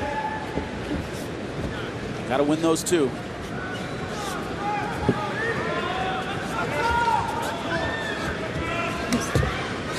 Close wins, close losses. We take on elite competition. That's usually how fights go. Very close. We're back with you on Friday night. You may remember the last time we saw LC Davis would have been the fight of the year. He will be in against the baddest man on the planet, 2-division champion Joe Warren plus Joey Peltran against Kendall Grove, who we're going to talk about later on. Bellator MMA presented by Miller Lite. Friday night at 9, live on Spike. Bellator returns to the state of Texas for the first time since 2012. That is a #1 contender fight in the bantamweight division. Then we're going to see Eduardo Dantas and Marcus Galvo in October. Next month at Mohegan Sun, fight for the bantamweight title, and that winner will face the winner of LC Davis and Joe Warren. We're an outside trip. Josh Thomson, a black belt in jiu-jitsu under Dave Camarillo. Speaking of which, LC Davis checks in. You talked to him after he basically had his jaw broken in that fight. He didn't even realize it. All of his teeth caved in, still wanted to talk to me. Ryan Couture will be on that show Friday night. Ryan Couture had to say, Bronzoulis very heavy-handed, but he can't use that power flat on his back. Good strategy by Josh Thomson. You can sort of get a look at it here. Bronzoulis in the blue gloves. Look how big those hands are for a lightweight. So that was laying guys out at 170. Josh Thomson was working a lot of wrist control, things with one hand. Why is that important against a guy like Bronzoulis? Because Bronzoulis has great rear naked choke defense, very good at controlling the wrist. So what Thomson did to get around that is, I practiced, he's controlling one wrist and I choke him out anyway. It's a good strategy. Good guillotine. Yeah, he's triangling both of Bronzoulis' legs to crawl up and get full mount. More defensive than offensive. Good attack so far by Josh Thomson on the ground. A lot of pressure on the hips. Now Bronzoulis, we talked about his hand strength, his grip strength. That's something Josh Thomson talked about. A lot of good defense controlling the arms of Josh Thomson. Josh Thomson doing a great job with his hips, but not able to pass guard yet. Not able to get a lot of ground and pound going because of that grip. Great Escapes the half guard into side control. Stepping right over into mount. Very aggressive, though. Might have been a little too soon to step over to mount. We'll have to see. Why would it be too soon? You see the legs. He's still low down on the legs, almost by the knees with his hips. You want to be a little bit higher before you step over to mount, but big risk, big reward. That triangle lock with his legs, keeping the legs of Bronzoulis tight. He can't scramble, he can't squirt through and get his guard back. 28 fights for Josh Thomson, most of them at the highest level in the sport. He's only been stopped once. It's that memorable Keith Edwards leg kick. That was 11 years ago. It's my favorite of all time, I think. Spinning back fist countered with a head kick. Flying head kick. How often do you see that? If you're going to get knocked out in style. On YouTube, people see it all the time.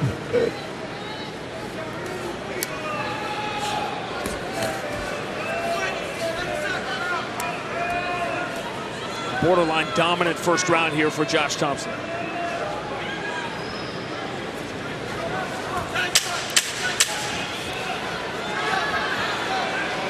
Mike Bronzoulis getting his chance on the huge stage. And he has survived round one against Josh Thomson.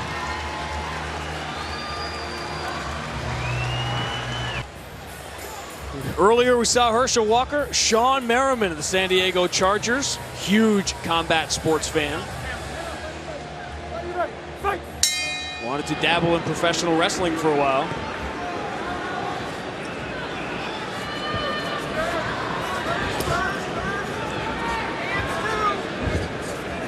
How did you see round one?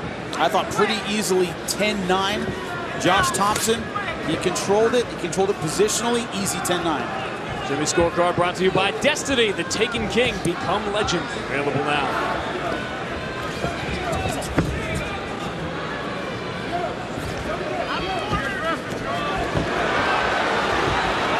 Josh Thomson making his Bellator debut. Fighting at the highest level in the sport, one of the top lightweights over the last decade plus. Sean Grande, Jimmy Smith, you're just joining us. You have found your way into Bellator Dynamite. The biggest night is certainly in Bellator history. We have already seen Phil Davis and King Mo advance to the finals of the one-night light heavyweight tournament.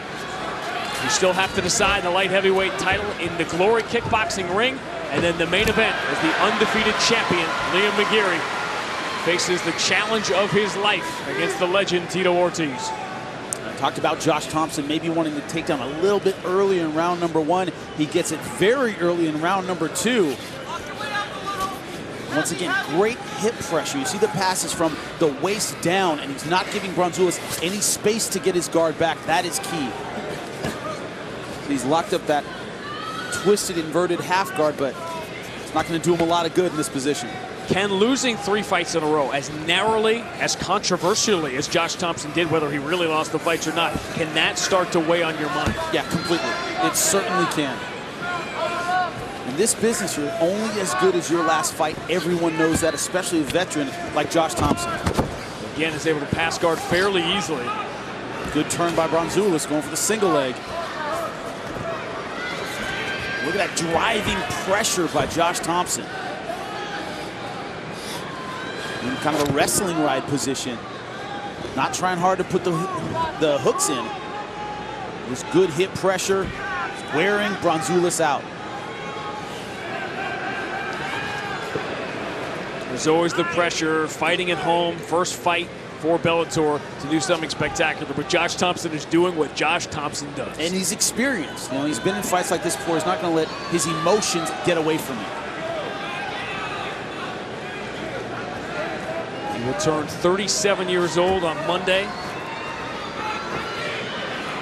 As you said, one of the things, the reason Mike Bronzoulis is in there is because this fight came about so quickly. You wonder what would be next for Josh Thomson, who he's looking at. We have learned earlier tonight that David Rickles will fight Michael Chandler at Vengeance in St. Louis. David Rickles is a guy certainly on the radar of Josh Thomson. Both those guys on the radar of Josh Thomson. We talked about both those fighters. We talked about this fight, but his focus was on Bronzoulis, as it should be. You see how Josh Thomson's winning these small positional battles. When they're in tight, he's reacting a little bit faster than Bronzoulis to the situation. We are in the middle of this mammoth night, the Super Bowl feel, and yet it's hard not to look ahead to the fall that Bellator has coming up. Vengeance in St. Louis in early November. The show next month at Mohegan Sun, 2 world title fights. We're going to see Brennan Ward. We're going to see Michael Venom Page return to the United States. #1 contender bantamweight fight between Joe Warren and L.C. Davis Friday night in Texas. Maybe some of you remember Saki Kato knocking out Joe Schilling. Sports Center highlight of the night. He will face one of the great knockout artists in MMA history in Melvin Manoff. That's coming up in November. Plus the debut of Josh Koscheck. All crammed into one very busy fall ahead here on Spike. Once again, moving to mount. Only about 45 seconds left to use it. That's not a ton of time. What will he choose to do? Commit to a submission or try and get some ground and pound off before the end of the round?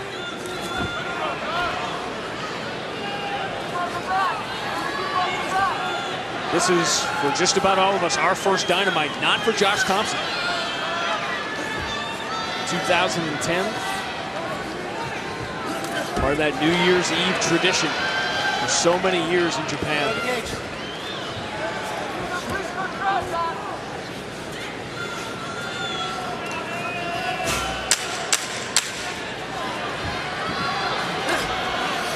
A dominant 10 minutes in his debut in the Bellator cage for Josh Thomson.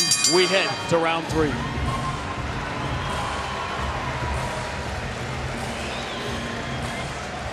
Phil Davis dominant in his Bellator debut. Josh Thomson through 2 rounds, the exact same thing against the veteran, the journeyman Mike Bronzoulis, the Greek assassin. We head to round 3. Jimmy's scorecard is brought to you by Destiny, the Taken King, Become Legend. Available now. You saw round 2 a little differently. How? I did. I saw it a little more dominant by Josh Thomson. Got the mount much earlier. We talked earlier in the show about the difference in the 10-8 ruling now with unified rules. A wide margin. If one fighter is always on the defensive, that's a 10-8 round. That's why I'm going 10-8. I wouldn't have before this week, but I'm calling this one a 10-8. Want to see if the judges agree. Really hot topic in MMA. Yeah, Mike Bronzoulis knows he's down big. Comes out strong here in round 3. And it's like most things, there's an evolution to it. Most, the sport being so new, not even a quarter century old. Yeah. So many people grew up around boxing where a 10-8 round is something you get knocked spectacular. Down. Right. Oh, now going for the arm triangle. Trying to make the cards irrelevant. Bronzoulis trying to defend it. He can't, and it's over just like that. Josh Thomson dominated 2 rounds, waiting for the one opportunity. As soon as Mike Bronzoulis gave it to him, it ended. Lifting his legs up, that's what you do with a guy who's choked out or almost choked out. That's a classy move by Josh Thomson. Very classy. The 21st victory in the career of the punk, Josh Thomson. The 8th time he has won a fight in his hometown of San Jose. But tonight, he does it on one of the biggest nights in combat sports history.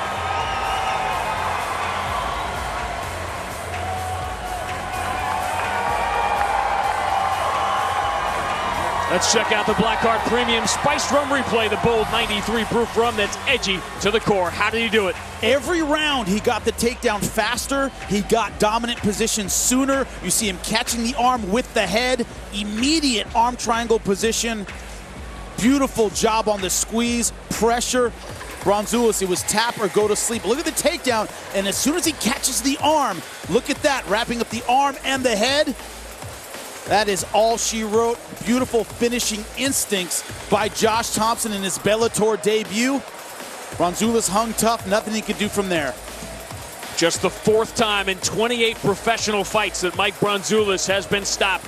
But he took a huge step up in competition, and he was dominated by Josh Thomson. And you talk about sportsmanship and a true class move from a classy guy, Josh Thomson. You lift the legs to get blood to the head. Great job by Josh Thomson.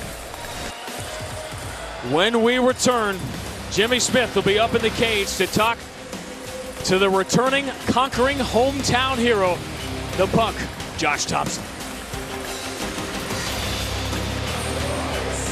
But you don't have to major in that category to see those numbers from Josh Thomson and how dominant he was in this performance. The official word from Michael C. Williams. Ladies and gentlemen, inside the Bellator cage, the tap comes by way of a head and arm choke. The official time, 39 seconds. Into round number 3, the winner by submission, the real punk, Josh Thomson.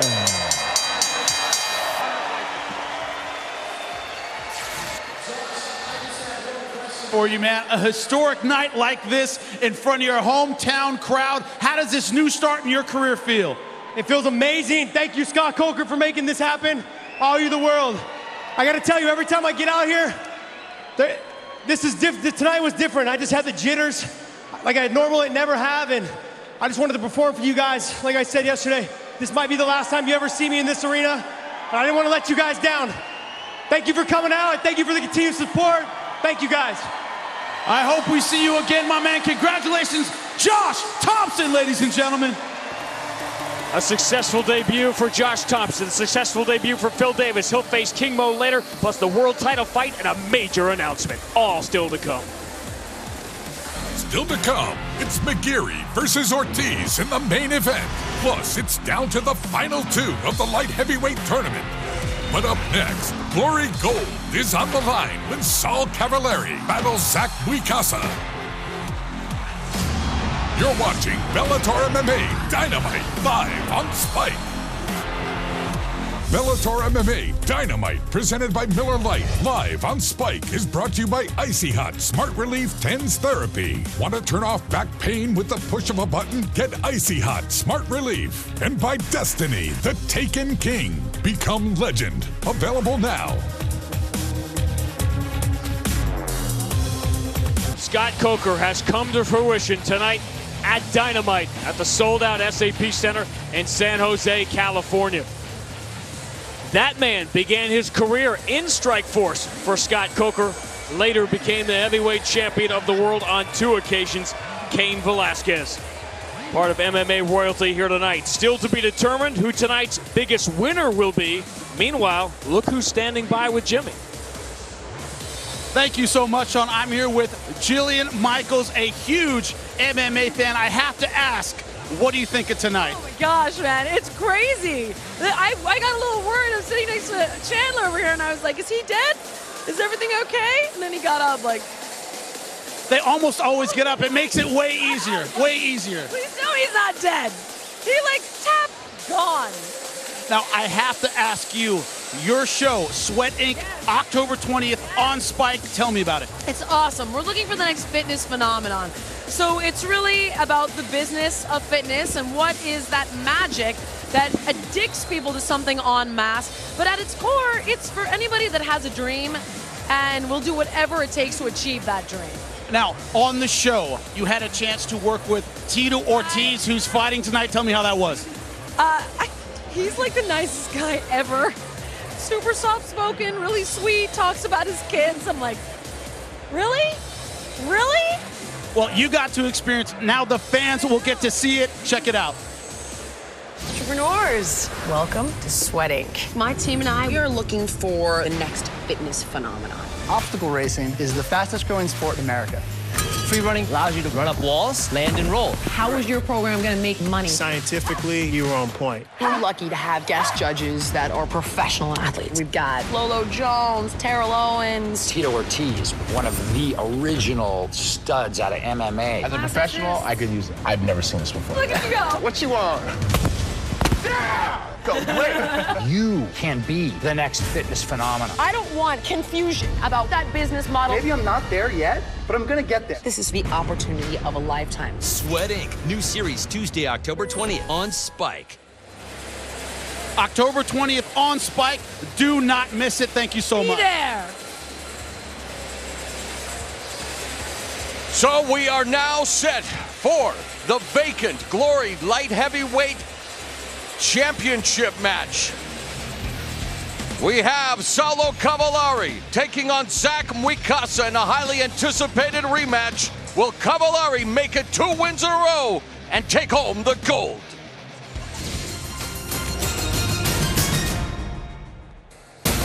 Poverty, gang violence, and even civil war are just some of the obstacles Zach Muikasa and Saulo Cavalieri have overcome on their path to the vacant Glory Light Heavyweight title. Muikasa in the white gloves, Cavalieri in the black. Fighting out of the Congo by way of South Africa, former heavyweight boxing champ and number 3 ranked Muikasa is eager to avenge his defeat by number 1 ranked Brazilian Cavalieri at Glory 18 and return to his native Africa a hero. Mukasa vows not to let Cavallari's fight-finishing ferocity take him down again and plans to drop the kind of bombs that has led to knockouts in his previous Glory victories and an incredible 92% finish rate. Hailing from the slums of Curitiba, Brazil's most famous fighting city, Cavallari has come close to the title before, losing out to Tyrone Spong, but has gone undefeated in Glory ever since, and feels this is his time to leave no doubt who is the best light heavyweight kickboxer on the planet. Business is about to pick up, my friend. It has been a hard road for both men. Both are proven warriors. Both are worthy contenders. As he was backed up to the ropes. Both fight for glory. Nice combination. Right hand to the body, left hook upstairs by Mukasa. There's that stiff jab. It's almost a power shot.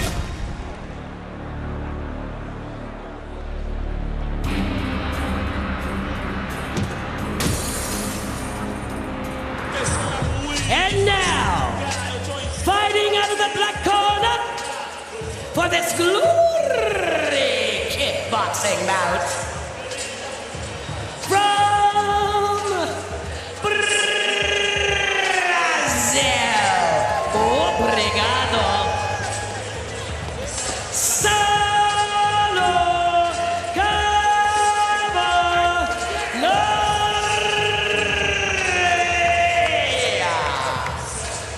Hailing from the city in which the H2O produces myriad TKO, Curitiba, Brazil, home of the Vonda Shooter Box Academy, and the likes, the murderer's row of MMA mercenaries like Vanderlei Silva, Anderson Silva, the Hua brothers. The list goes on, and now comes Saulo Cassius Clay Cavallari, who hopes to repeat what went down last November in Oklahoma at Glory 18 when he defeated his opponent tonight in the final of the One Night Light Heavyweight Tournament. This time, victory would bring him the Glory Light Heavyweight Championship. And because he's got so much fire in his belly, you would think that he was a brawler. He's the absolute technician inside the ring. Great puncher, great kicker, everything in combination, good defense. Aggressive when he needs to be, hangs back when he doesn't need to be. Been working a lot on his boxing, and he's going to want to stay relaxed and move around, take this fight into the middle or later rounds. He survived the infamous favelas in Brazil. Losing his parents at a very young age, stayed away from a life of crime and found discipline, found comfort, and found opportunity in kickboxing, and now he's on the cusp of becoming the new Glory Light Heavyweight Champion. The former champ, Gokhan Saki, was stripped for not defending the title within the required amount of time, and here we go at the SAP Arena in San Jose.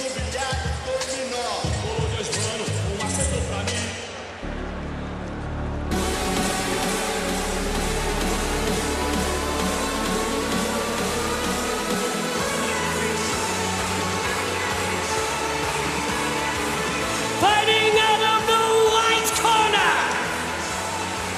from Congo, Zach Mukasa. Every human being on earth has a story, Stephen Quadros. I don't know if any story is as compelling as the one being authored by Zach Mukasa. His family escaped his native Democratic Republic of Congo during the Second Congo War. They survived a volcanic eruption. He survived being bitten by a poisonous snake. He survived being arrested by a rebel group and tortured. And now, here he is, at the age of 30, on the verge of becoming the Glory Light Heavyweight Champion. What an ambassador for all of combat sports. I said, hey, you should write a book. He goes, I am. Well, he's a very classy individual. So deep are those waters inside of his eyes when we talk to him. But this is about fighting, and he's really worked to round his game out in the kickboxing sense, and feels that he's made a lot of improvements with that 6-week trip to Holland at Hemmer's gym. Double jab, triple jab, that's what he's going to want to do to set up that right hand and keep those hands high so he avoids that head kick. He's as badass as Johnny Depp in Black Mass, but he faces tonight his lone nemesis, that being Saulo Cavallari, who defeated him in emphatic fashion with that left head kick KO. Mukasa told us hey, he's going to return the favor emphatically. And here we go with the tail of the tape for this Glory Light Heavyweight Championship affair. And no secret here, Saulo Caballero is younger, taller, and has over twice as many kickboxing matches as Zach Muikasa does. So Muikasa has really got to unleash that splash swatter punch of his and do it quickly. All right. All right.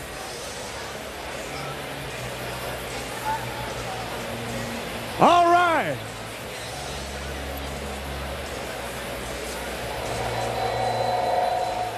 All right. Ladies and gentlemen, once again, welcome into the Glory Ring for the Glory headline bout of the evening.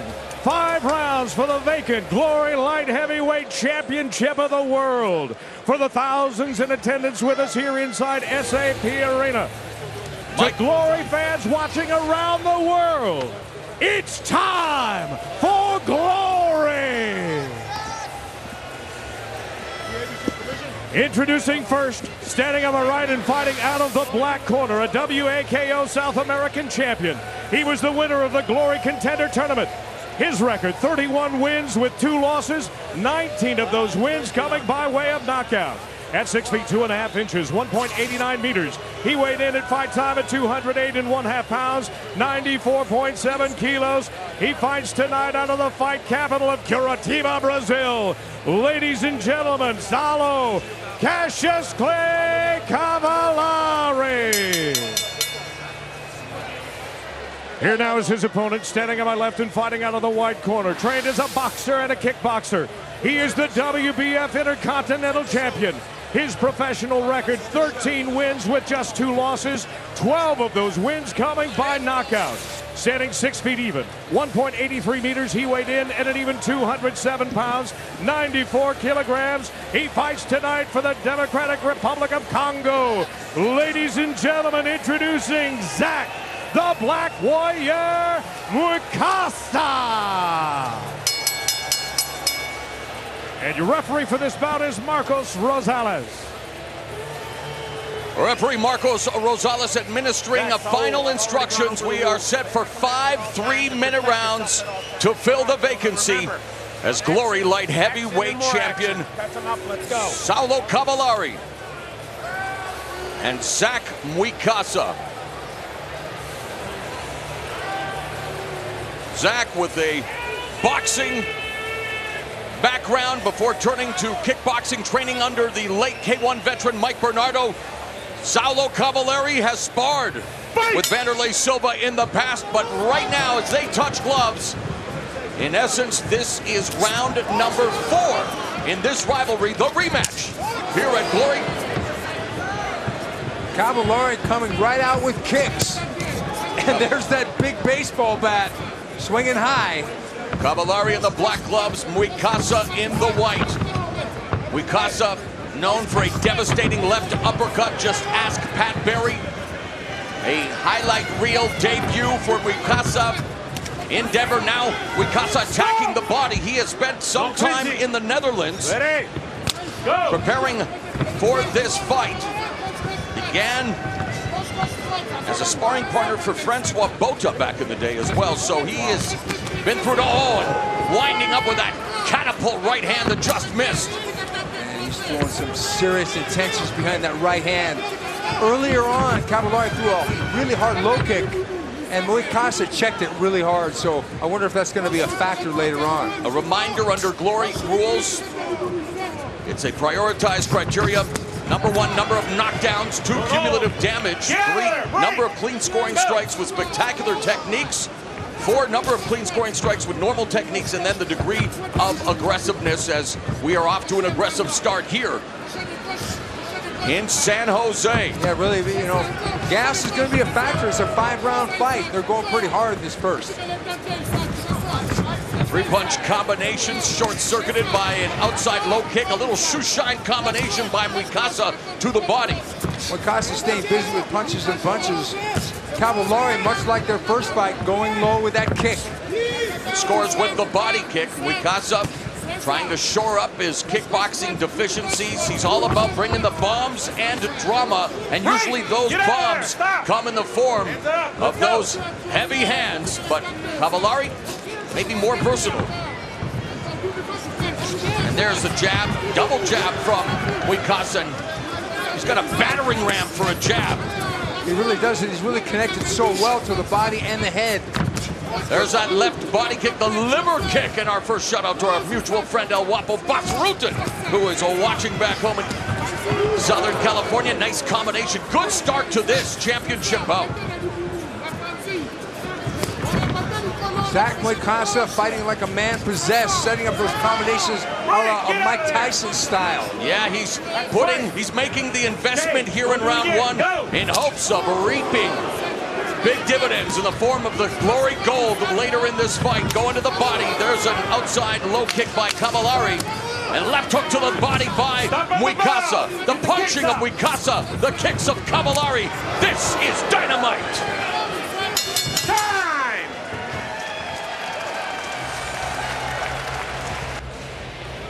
Sold out crowd here at the SAP Center in San Jose for Dynamite. Bell and round number 2. Steven, you hold the unofficial scorecard. How'd you score the opening 3 minutes as Cavallari goes again to the kicking department, and Wicasa checking those kicks? Wicasa won the first round 10-9. He was more effective with the punches, but Cavallari coming out strong. Hyper-aggressive attack by Cavallari. Good counter by Wicasa. And man, Cavallari loaded for bear to kick off round number 2. And I've said it before and I'll say it again, the kicks take a lot more energy than punches. Although Zach Wicasa is throwing such hard punches, that's going to deplete him a little bit. Two of Cavallari's 5 glory wins have come inside the distance. And of course from Wicasa, now 3-1 in glory. All victories via the form of striking and that fight-ending power of his. Wicasa pushing Cavallari to the ropes, and Cavallari doesn't want to be on. Last time it was the left head kick. This time it's the right head kick. Wicasa is back on his feet. Good call by Marcos Rosales, not ruling it a knockdown. It was a slip. You talk about the shot per round, the SAP Center, mamma mia! And I can't believe that Wicasa is back on the offensive. Wicasa, boy, I tell you, Cavallari's letting him know, hey, the mortar round is coming. And Wicasa clinching it again here under Glory rules, a limited clinch. You have to initiate a knee attack, and wow, this time out may be just what the doctor ordered for Zach Wicasa. 1 point, holding. What? 1 point, Did I, 1 point, holding. Was there a warning given? I don't. Okay, fight. I know, but there was no warning given, and automatically a point deduction. It's such an important fight. And Cavallari almost went the Anderson Silva route with that front kick to the face. Wow. And Lyoto Machida might add as well, but Wicasa, I mean, you talk about a comeback. And I'm really confused about the point deduction. Yeah, so am I. I think there should have been a warning at least, because I didn't see any excessive holding. Well, Wicasa being given an opportunity to recover, now being kept at bay with the teeps from Cavallari. But here in this round, Cavallari dropped Wicasa with a right kick. Fight. And remember, 3 knockdowns in a round, 4 in a fight constitutes a technical knockout. Wicasa continues to punish the body for those hooks, both right and left. So Wicasa entered the danger zone and was able to escape, and now he's putting the leather on the body of Cavallari with 15 seconds left in the second frame. Walks into that jab by Cavallari.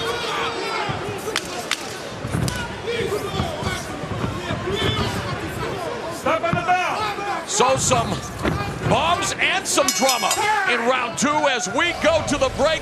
Saulo Cavallari with a crushing right kick that dropped Wicasa. The action continues in just a moment.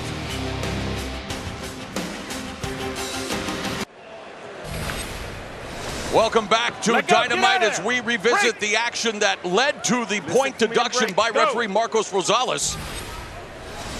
And we now return to live action, but we have Corey Schaefer, who's standing by here right now with the Rules Committee, and we're just going to get his thoughts on what we just saw, a competitive fight for the championship. Corey, I don't want to put you on the spot, my man, but you saw the replay. Was that point deduction? It was entirely appropriate. The rules of glory do not allow clinching to stall the fight, to rest, or to stop the opponent from attacking. Without warning? He was cautioned twice. He was warned formally twice. I think that Marco Rosales showed good restraint and took the point away at the exact appropriate time. Thank you very much for clearing that up, and that's why he's one of the best as well. We didn't hear the warnings. Corey Schaefer now confirming that there were 2 official warnings before the point deduction. So as we continue here in round 3, how do you have it after 2 rounds, Stephen, on your unofficial card? Well, I had Bukasa winning that round, but with the point deduction, that's a 10-8 round suddenly. So all of a sudden, Caballari is kind of behind, seriously behind. And one thing is that there's a language barrier. Caballari doesn't really speak English, so if a guy's saying hold, hold, don't hold, or whatever, he's not going to understand him anyway. He threw a knee in the low clinch, kick too. by Caballari. Counter left hook blocked by Caballari. And that should be ruled, I guess, it's a slip. Will not be ruled a knockdown. Remember, it was the 3rd round of their first meeting where the fight ended with Caballari executing a left high kick that knocked out Muikasa. We saw Muikasa drop in round 2 due to a right high kick, but boy, he's shaking off the proverbial cobwebs rather quickly. But that was a slip because he caught him on the wrist. He didn't catch him on the head. He caught him on the wrist and he was slipping at the same time. It looked impressive, but if you look at the replay, he hit him on the wrist. So I doubt you can call a knockdown when he get hit in that particular portion of the body. 50 seconds left in the 3rd. Get out of it, let go, break, go. Muikasa is starting to fade a little bit. He's pushing forward, he's throwing everything he can in every punch. Let go, get out. Could be a waiting game for Saulo Caballari. Go. It's a right kick from Muikasa. Muikasa really showing fatigue here, dropping his hands. Good combination followed by that right head kick, and now Muikasa clowning Caballari. Better be careful as Caballari looked to surprise him with a spinning back fist. So Saulo Caballari and Zach Muikasa are headed to the championship rounds here at Dynamite.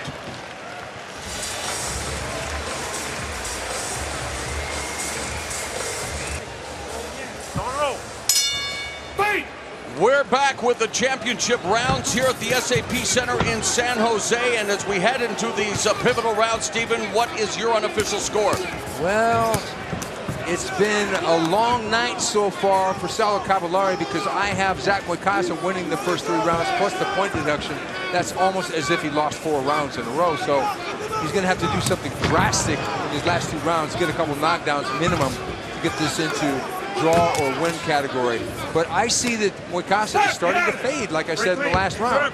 He's starting to get tired, drop his hands, and that's going to be devastating. It's going to be a battle of endurance from this point on. Not surprising that Caballari holds a big advantage in the kicking department. So far, Muikasa unable to land that panda left hook or the left uppercut. Going to the body, though, effectively, and trying to sap Caballari of his strength, but Caballari keeps coming forward, and really he appeared to be a man who would not be denied after everything that both of these individuals have had to overcome. And you know the old saying that combat sports, you don't choose combat sports chooses you, and really these two looking for a better way of life, and the only way they know how to earn the income that would give them their dreams is to put it all on the line and find out just what each other is made of. Yeah, I got to tell you, Saulo Caballari, he's got an Iron Man body because he's eaten some really hard shots so far.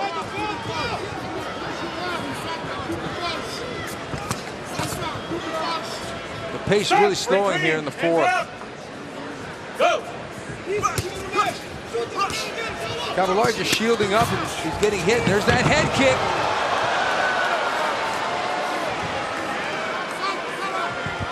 Interesting, because Zach Mucasa is rolling every time he throws that head kick. He rolls with it like you roll with a punch.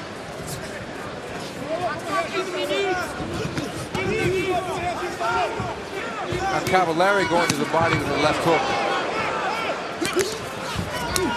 There's the low kick, and that really stung Mucasa's leg.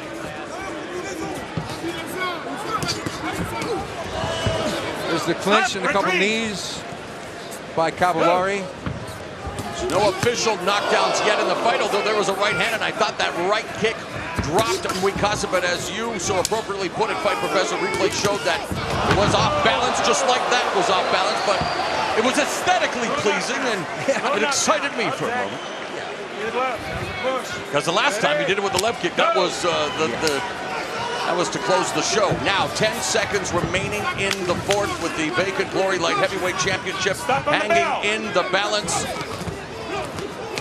Cavallari getting the better of that striking exchange.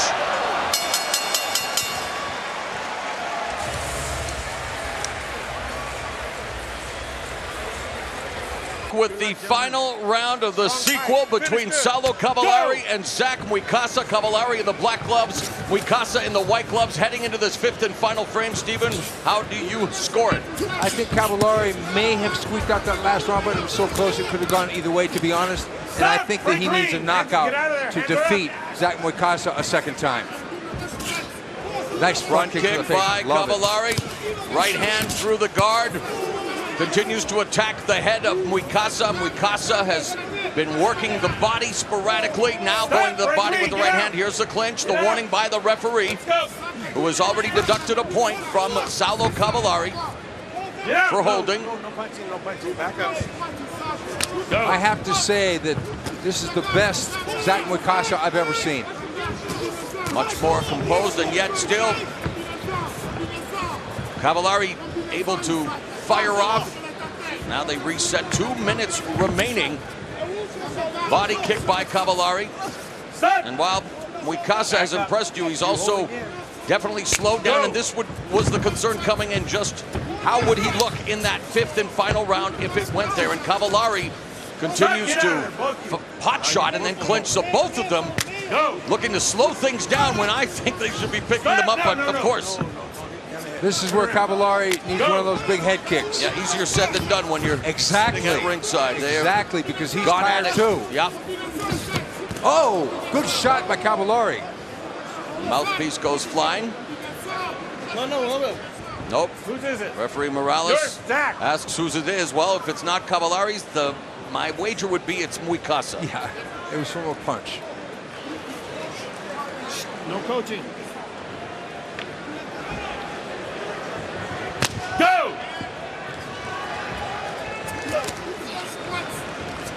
Hard-fought battle, and they're really fading down the stretch, both of them.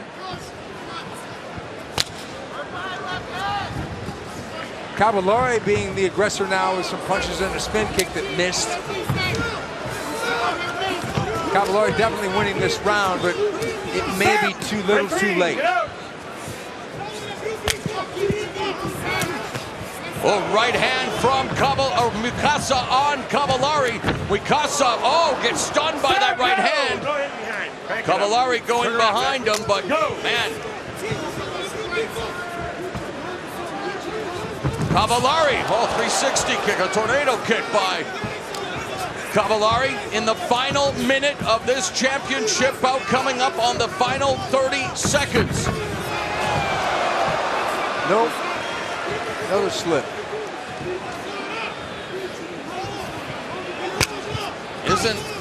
Isn't that always the case, Stephen? We've done so many fight cards that you anticipate so much in terms of explosive action and fireworks, the kind that we're used to seeing with Glory. But here tonight, for the fifth and final time, we are headed to the judges' scorecards, but they have a very important decision to make, because the winner is the Glory Light Heavyweight Champion. We'll be back to determine the victor when we continue. You're watching Dynamite from the SAP Center in San Jose, California. We're at Dynamite in San Jose. Just completed the Glory Light Heavyweight Championship affair. There was Cavallari with that left head kick that finished proceedings the first time they met last November. There was a right head kick that I at the time mistakenly called a knockdown. He was knocked off balance. The referee, Rosales, did not rule it a knockdown, but then Cavallari was deducted a point for holding, and yet they both end up going the full 15 minutes. So will Cavallari make it a clean sweep, or will Muikasa even this series and take the Glory Light Heavyweight Championship back to his native Africa? We're about to find out. Here, once again, is Tim Hughes. Ladies and gentlemen, after 5 championship rounds, we go to the judges' scorecard. They score this bout 48-46, 48-46, and 47-47, a majority decision for your winner. And now, Glory Light Heavyweight Champion of the World, Saulo Cavallari! He began training kickboxing when he was 9 years old. And now at the age of 25, Saulo Cassius Clay Cavallari is the new Glory Light Heavyweight Champion with a majority decision win over Zach Muikasa. Now comes the belt presentation and an interview with our own Stephen Quadros. So just like his sobriquet Cassius Clay, he too is a champion. Translator. Saulo. He really put the heat on you with the punches to the body. Did he ever hurt you? Bateu bastante no teu corpo e perguntou, ele está perguntando se você sentiu muita dor. Não senti muita dor. Ele é um homem perigoso realmente. Ele tem as mãos duras, mas não mais duras que as minhas, não. Eu deixei ele trabalhar as mãos dele para ele poder ficar um pouco mais confortável. Hoje ele caiu no meu jogo. Ele cansou. No, he has hard hands, but not at all. What do you think the difference was for you in winning the fight tonight? Qual fez a diferença para você ganhar a luta hoje? Bati na barriga dele no primeiro round, dei um frontal, ele fez opa, é aqui a parada. Aí ele foi desenvolvendo boxe, ficou trabalhando a mesma coisa. Respeito muito os africanos, mas ele não veio com um jogo diferente para essa luta. Eu já esperava isso. A lot of kicks in the leg and good footwork. Okay, I'm sure that there's one person who was watching this fight by the name of Gokhan Saki. Do you have a message for him? Tem alguma mensagem para o Gokhan Saki? Se ele vai lutar comigo, eu vou ficar correndo. Que eu já peguei, respeito todos os lutadores da categoria, mas lutei com todos já. Estou há 2 anos esperando ele lutar comigo e nada. É o meu sonho ganhar dele. Se ele é um grande lutador, como todo mundo fala, uma grande lenda, ele tem que lutar comigo e tem que ganhar de mim. Ele que suba aqui no ringue, pare de ficar fazendo declaraçãozinhas no Facebook e venha lutar comigo como o Muikasa fez. He's a great fighter, but he's still running from me. And he has a big mouth, and I want to fight. Congratulations on a great win. He's your winner and new champion, Saulo Cavallari. The spiritual birthplace of MMA, Brazil has produced many champions in that sport, but now Brazil has a new kickboxing king in glory champion Saulo Cavallari. What a night it has been, and what a night it continues to be. For the Fight Professor Stephen Quadros, I'm Mauro Ranallo. I hope you've enjoyed the glory kickboxing action. Bellator MMA continues. Let's go back to Jordan. Mauro, you said it. What a night we were having here in San Jose. And the Bellator action continues next weekend for Friday Night Lights Out. Joe Warren versus LC Davis. And our very own Dana Jacobson caught up with LC at the gym. All right, LC, we're interrupting training. You can keep hitting the pads, but I've got some quick hit questions. You ready? Let's do it. All right, your favorite fight memory? My last fight against Takoro. You go back in time, you can fight anyone. Who is it? Sugar Ray Leonard, one of the greatest of all time. Win by KO or submission? Trying to get the knockout. Favorite food? Pizza, any kind. Your workout jam you have to have on in the gym? Master P, how you do that there? One thing about you people may not know. My real name is LaCarvis. My dad made that up. Love it. All right, your fight against Joe Warren, how does it go down? It ends with me winning by spectacular fashion. You heard the man. Now you can see him. LC Davis, Bellator MMA. LaCarva, well, we'll see LC put that hand speed and quick wit on display next Friday. And this October, Glory, PBC, and Bellator return to Friday Night Lights Out. And Bellator returns to St. Louis on November 6th as Daniel Straus rematches rival Patricio Pitbull for the featherweight title in St. Louis. Tickets available on Bellator.com. And stay with us because when we come back, a major announcement from Bellator.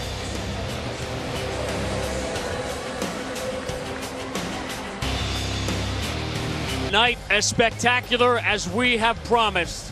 Dynamite will be unforgettable, and we still have the light heavyweight title fight to come between Tito Ortiz and Liam McGeary. We have the final of the light heavyweight tournament with a plot twist to tell you about, but we've been promising you a major announcement. Get your smartphones ready as we go into the cage to Jimmy Smith. Thank you so much. I'm here with Spike President Kevin Kay. A great night for Spike, for combat sports. The year's not over yet. No, it's not. And it's a great night, and thank you all for being here in San Jose. It is my great honor and privilege on a night that is truly inspired by Pride to introduce the man, Jimmy, who founded Pride. And after 7 years of being away, he has a huge announcement to make about his return to mixed martial arts. And Spike is honored and thrilled to be his U.S. broadcast partner. Ladies and gentlemen, please welcome a true pioneer of mixed martial arts, Mr. Sakakibara. Mr. Sakakibara, the founder of Pride, an honor to have you here. What do you have to say for the fans? Okay. Thank you. Thank you for Kevin Kay. Thank you, Scott. Thank you, Bellator. Hello, MMA fans. I know you love martial arts. I have decided to return. On this New Year's Eve, we will have a big event in Japan. Kevin, thank you.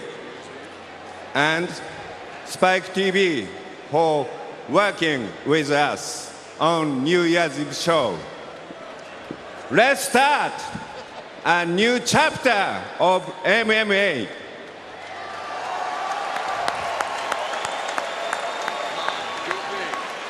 Oh, I have one more big announcement. Fighting in the main event of that night, ladies and gentlemen, the last emperor from Russia with love,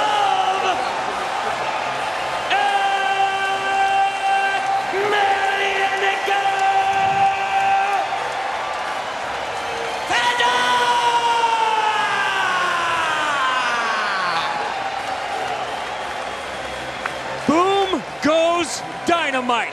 The last emperor has returned.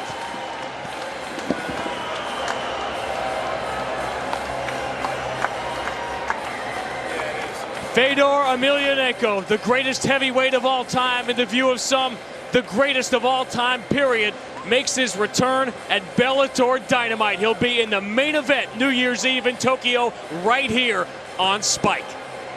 A man who needs no introduction, but will get one. The last emperor, Fedor Emelianenko. Fedor fighting in the main event, New Year's Eve in Japan. My question for you, all you've accomplished, why are you coming back to mixed martial arts? I am a fighter, and I am ready.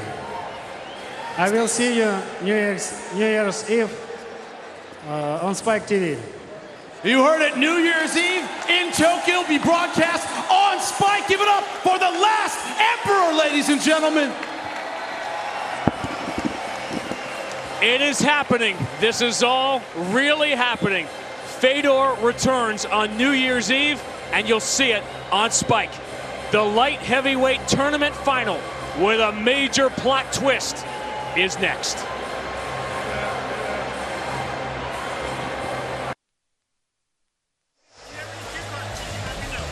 A spectacular night at Dynamite in San Jose.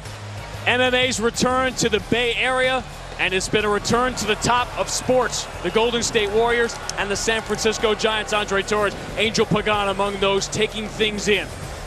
We knew we'd see history.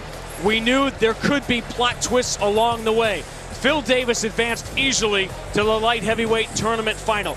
King Mo advanced easily, or so we thought, because in his fight with Linton Vassell earlier tonight, an easy decision victory for him. Keep an eye on the left ribs of King Mo as he takes these shots. Yeah, we don't know what part of the fight it happened in. A couple of good body shots landed by Linton Vassell. This takedown here lands awkwardly on his left side. We don't know where it came from, but an injury. The doctors have looked at it and not cleared him. That's the case tonight. Linton Vassell knocked silly by King Mo, also not cleared, and that means this man, Francis Carmont, the veteran, the 33-year-old from Paris, France, who fights under GSP out of Montreal, who won the alternate bout almost 5 hours ago, suddenly steps into the biggest fight of his life. What an opportunity. The biggest opportunity of his career, and he had a comparatively easy fight, a dominant performance. Hopefully he's fresh, had plenty of rest, but it's about getting warmed back up again. Very tough fight in front of him, and we don't know how much notice he had.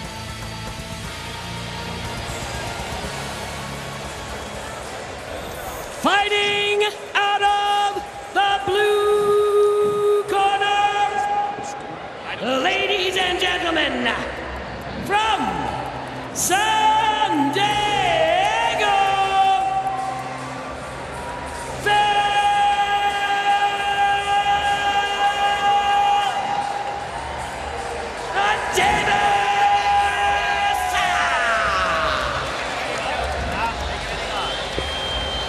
Phil Davis, a submission win over the former light heavyweight world champion Emanuel Newton, the first man to stop Newton in 6 years, and he did it in 4 minutes and 39 seconds in round one. And the key to this tournament in round one, Jimmy, was to not take damage, and Phil Davis did not take damage. He delivered some. Yeah, the fight went his way from start to finish. Easy pacing, didn't expend a lot of energy, no damage, had enough time to rest and then get warm again. He's in the best position right now in the finals.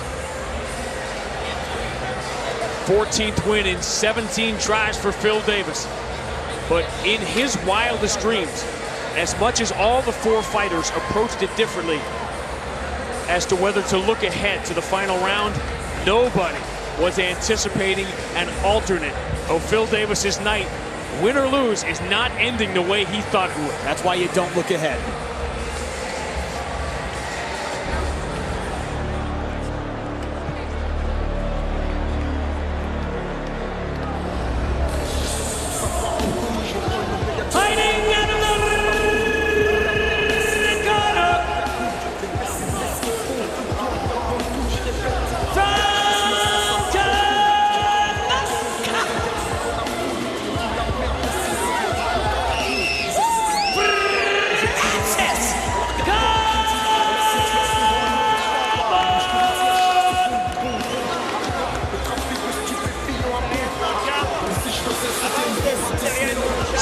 We just saw the return of Fedor Emelianenko, and when you have the discussion about the greatest of all time, the man you just saw on your screen, GSP, George St. Pierre, and obviously in that conversation for many people, he is at the top of it. He didn't expect to be here at just after midnight Eastern time with Francis Carmont with a golden opportunity to earn himself a world title fight. Earlier tonight, Francis Carmont, who had to deal with substitutes of his own, Anthony Ruiz was the third man to be listed as his opponent this week. And Francis Carmont, although he used all 10 minutes, was never in trouble. And it was basically a jiu-jitsu match. Almost no striking. Carmont going from submission to submission. Couldn't finish Ruiz, but dominant. Didn't take any damage. No bruises, no punches. Physically, he should be in good shape for this fight. It's a matter of how much notice he had and how warm he is going into this fight with Phil Davis. The tail of the tape in the light heavyweight tournament final is brought to you by Dave & Buster's, the only place to eat, drink, play, and watch sports. Now, Phil Davis fighting in front of the world at the highest level. Well, Francis Carmont not only went to the UFC, he won 6 straight when he got there. He has played and performed on the big stage before. Yeah, and not a lot of physical differences between these two fighters, very evenly matched. Presented by Miller Lite, Bellator MMA now moves to the 4-man one-night light heavyweight tournament championship set for 3 5-minute rounds is brought to you by Blackheart Premium Spiced Rum, Seduction in a Bottle, the official rum of Bellator MMA. And now first introducing the blue corner at 6'2", weighing in 205.8 pounds, successful tonight in his Bellator debut as a professional. He now stands at 14-3. He fights out of San Diego, California. Introducing Phil, Mr. Wonderful Davis. And across the cage is adversary fighting out of the red corner at 6'3". He weighed in 205 pounds even as a professional now. 24 wins with 10 defeats from Montreal, Quebec, Canada. Introducing Francis Limitless Carmont. And the referee in charge of the contest is Jason Herzog. There's a reason you have an alternate fight. Not ready to fight. What do you talk about with the tournament? Variables. Who gets hurt, who has energy, who drops out, who goes in. That's what we're seeing in the finals. Variables. On the line, a light heavyweight title fight against the winner of the main event tonight, Tito Ortiz and Liam McGeary. Phil Davis never got that title shot in the UFC. He can earn it in the Bellator cage right now. The fight clock brought to you by Miller Lite, the original Pilsner. Cheers. It's Miller time.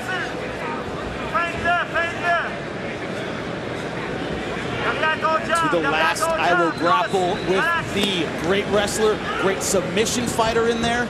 It's a matter of who gets position, who has the right timing, who seizes the opportunity. Both guys very dangerous on the ground.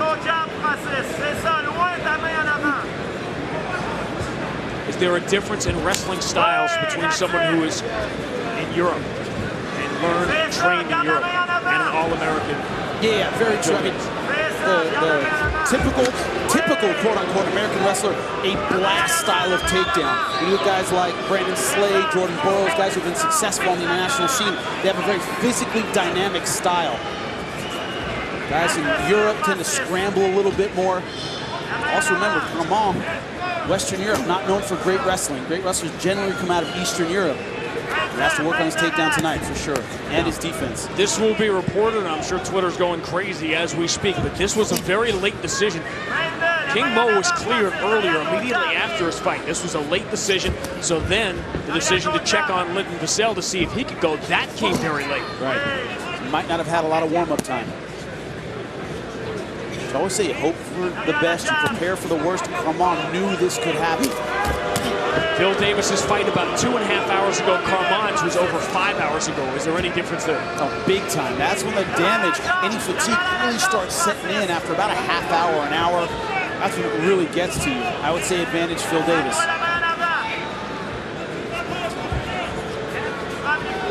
Phil Davis was the favorite going into this tournament. You can only imagine now. Imagine the roller coaster of emotion for Phil Davis when his Bellator debut was as dominant, as impressive as it was, if things don't go his way here. Oh my God! It's over! Left. Jason Herzog giving the extra time, but it was never in doubt. Wow! The blue chip free agent Phil Davis is dominant. Monstrous impact in his debut, and he is next in line for a shot. He'll finally get that shot at the light heavyweight world title. Phil Davis, a dominant performance on the ground in the first round and a dominant performance on the feet in the second round. This guy is dangerous everywhere. We check out the Black Card Premium Spiced Rum Replay, the bold 93 proof rum that's edgy to the core, which Phil Davis was tonight twice. Look at the combo, beautiful left hand right on the chin. Carmont's hand up trying to defend himself, but he is out. You see when the right hand came down, it's glued to the head on the ground.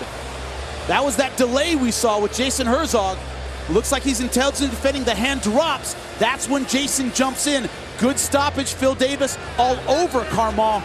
Look at that leaping left hand. Little homage to the guys like Roy Jones Jr., that leaping left right on the chin. Forget being a grappler tonight. Phil Davis, a complete mixed martial artist, beautiful shot. The book on Phil Davis is that he's very hard to hit. He also hits very hard. Great combination to have.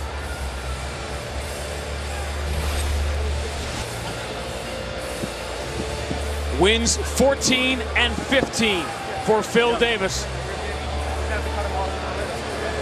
And in extraordinarily impressive fashion, he has made himself the #1 contender for the Bellator light heavyweight world title.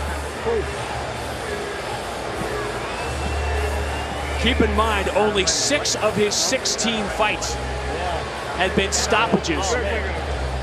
6 of his 13 wins. He records 2 in the first round in the tournament here tonight.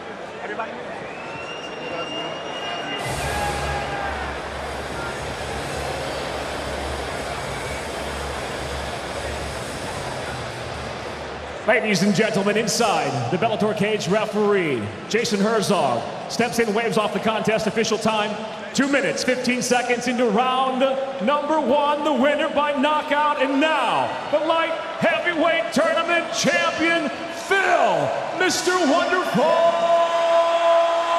Davis.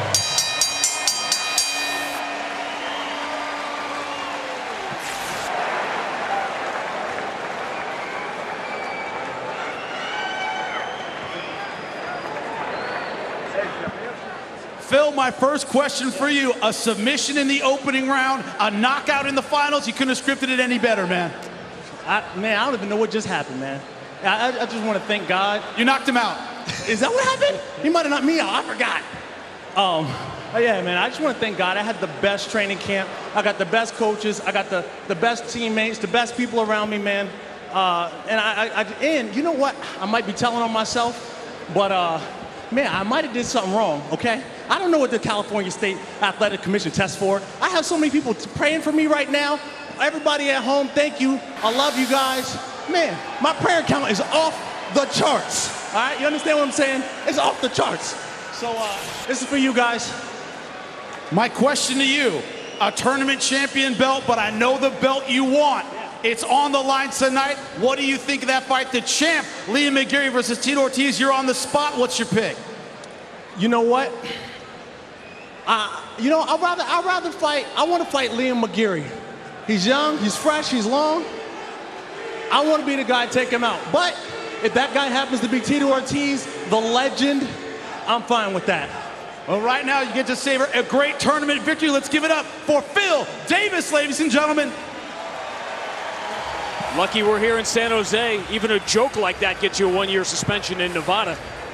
We have a tournament winner in the light heavyweight division. We have a #1 contender. It leaves us with one final piece of business. Locker Cam is brought to you by Icy Hot. Smart Relief Tens Therapy turns off back pain. Liam McGeary is undefeated. Liam McGeary has the title, but with a win tonight, Liam McGeary will truly become a champion, because standing in his way is the legend, an icon, at 40 years of age, trying to prove everybody wrong that he has one magic night left in front of him. The main event is brought to you by Miller Lite, the original Pilsner. Cheers, it's Miller time. McGeary, Tito, next. Nights of MMA have taken place inside the SAP Center, the Shark Tank here in San Jose. The first ever Strike Force, but nothing like this. The transformation into Dynamite 1, the ring and the cage, and an event that has lived up to the billing. The largest crowd to ever see Bellator MMA, and they will be buzzing about what they have seen and what they will see here in the main event. In 2003, that man, Captain America Randy Couture, was 40 years old when he challenged the brash, young, light heavyweight champion, Tito Ortiz. Amazing how things have come full circle. And now, for the legend Tito Ortiz, all he has to do to climb the mountain and shock the world is conquer 2 undefeated opponents, Liam McGeary and Father Time.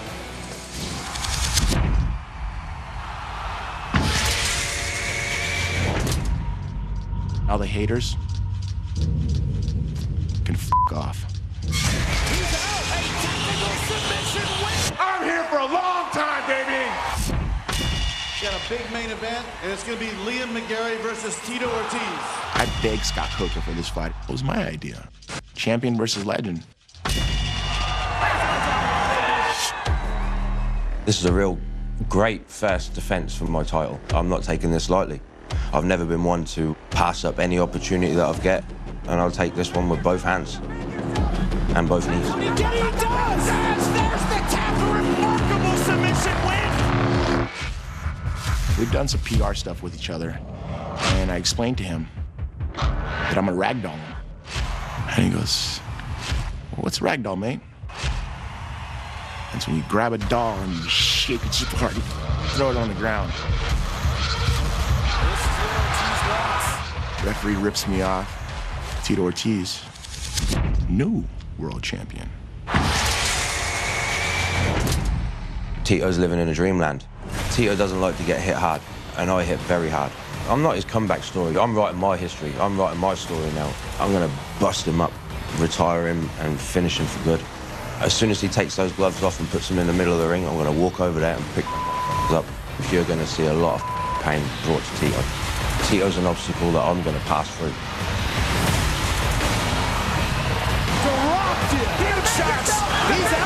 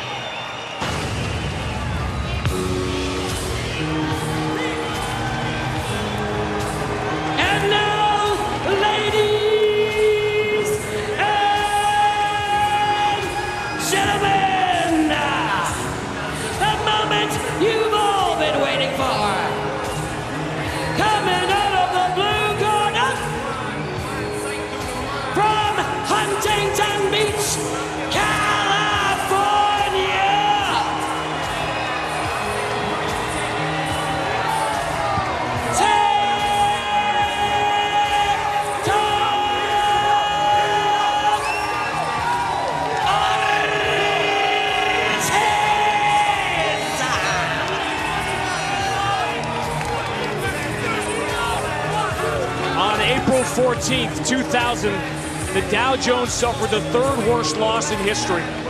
Oral Hershiser and Tom Glavine won games. Sammy Sosa hit a home run. Shaquille O'Neal was the leading scorer in the NBA. And on April 14th, 2000 in Tokyo, Tito Ortiz beat Vanderlei Silva to become the light heavyweight champion of the world. 5,600 days later, days, months, years spent in the public eye, every challenge, every setback, in the cage and out of the cage, documented for the world to see. 15 years later, in front of our eyes, he has grown up, has one more chance. He's always been an emotional fighter. This, I think, is the most emotional fight of his career. How does he handle it? That's huge.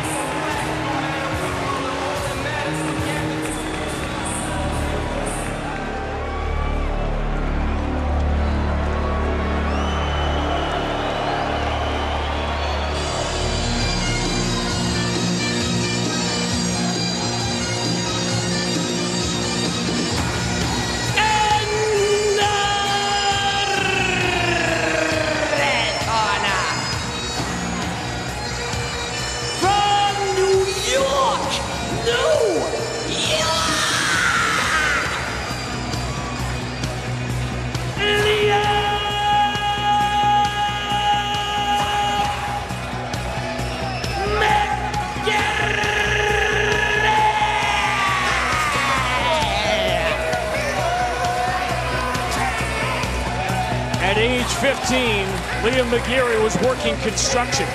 When the recession hit in England, he was delivering washing machines.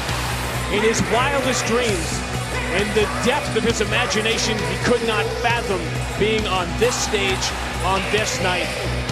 Jimmy, he says, the old lion has had his day, but the weight on those shoulders right now is much heavier than just a title belt.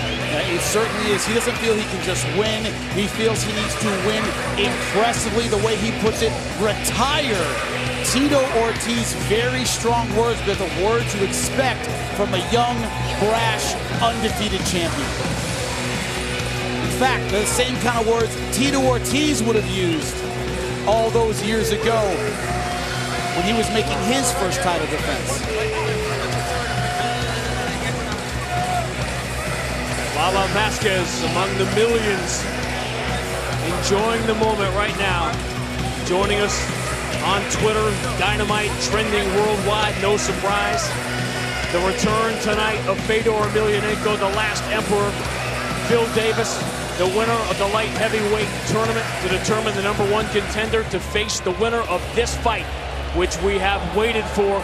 Tito Ortiz has waited for 12 years. The tale of the tape in the main event is brought to you by Dave & Buster's, the only place to eat, drink, play, and watch sports. 6'6" jumps off the page. So does an 81-inch reach. The only similarity they have is the weight they had to make. But what I have highlighted, the age. 40 years old for Tito Ortiz. He knows this is his last legitimate shot at a major title. And keep in mind those 11 losses, those 30 fights for Tito Ortiz, every single one of them at the highest level in the history of this sport. Main event time. It's Michael C. Williams. Ladies and gentlemen, Miller Lite presents Bellator MMA tonight, live from San Jose. The time has come for the Dynamite main event of the evening. 5-minute rounds for the Bellator Light Heavyweight Championship. Sanctioned by the California State Athletic Commission, Commissioner John Carvelli, Chair, Executive Officer at Cageside, Mr. Andy Foster. Tonight's world title fight is brought to you by Miller Lite, the original light Pilsner. Cheers, it's Miller time. And now, introducing the challenger first, out of the blue corner. At 6'2", weighing in 204.6 pounds, the former world champion enters the Bellator cage with 18 professional victories, 11 defeats, and 1 draw. Fighting out of Huntington Beach, California, introducing the People's Champion, Tito Ortiz.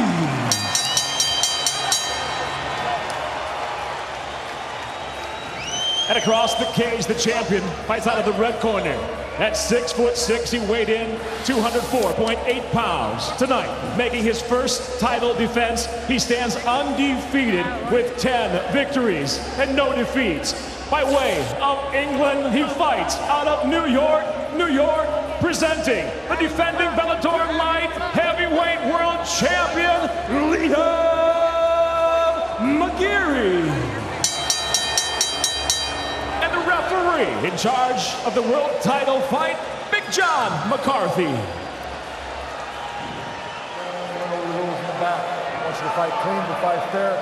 Protect yourself at all times, obey my commands at all times. If you want to touch gloves, touch them now. Best of luck to both of you. It is the 13th time John McCarthy has refereed a Tito Ortiz fight. Jimmy's Keys to Victory, brought to you by Destiny, the Taken King Become Legend, available now.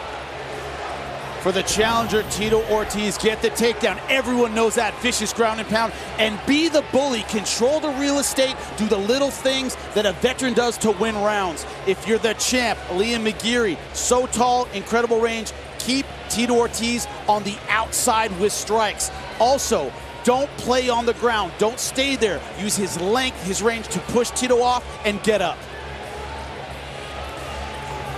All right, here we go. Waiting ready? For the words from John McCarthy. Tito.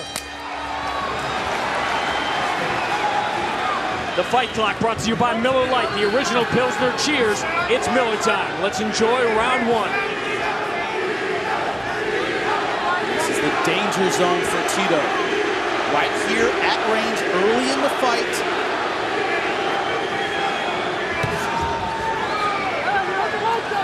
knock on Tito throughout his career. The stereotype was when he gets hit, his game goes out the window. He, quote, doesn't like to get hit. No one should like to get hit, but it shouldn't change your game plan. I asked him the last time he felt this healthy. I couldn't finish the question before he said 2006. His first fight with Forrest Griffin. Last time he felt great. He feels great coming into this fight. Mentally as well, his life has changed so much for the better. He goes for the first takedown and he's stuffed by Liam McGeary, who grabs a guillotine. Arm in guillotine. His hands are not locked. Tito Ortiz keeping control of McGeary's left ankle. That's what we always wondered about Liam McGeary. Can he stay on the feet? We know he has a great submission game, but Tito Ortiz is so hard to submit. Hasn't been submitted since Guy Mesger. Can McGeary catch him? Huge question. The rematch with Mesger was the t-shirt that changed the world.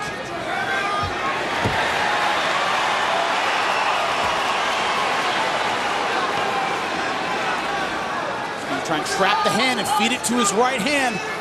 This will be bad news for Liam McGeary, and he's got it. That seatbelt hold. If he can free up his hand, he's going to land some vicious ground and pound from here. There it is.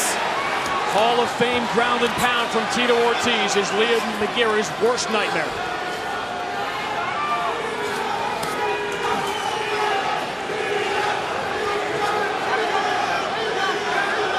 Think about the Randy Couture fight when Tito Ortiz was the young lion. The first time he learned about conserving your gas tank against Frank Shamrock in 1999. Is there enough in that 40-year-old body to make all of those lessons learned pay off? Great position early on in this fight. I know from experience what Tito brings is crazy pressure. When he's on top, it feels like a truck on top of you. Very strong. Oh, good left hand. Strong left hand.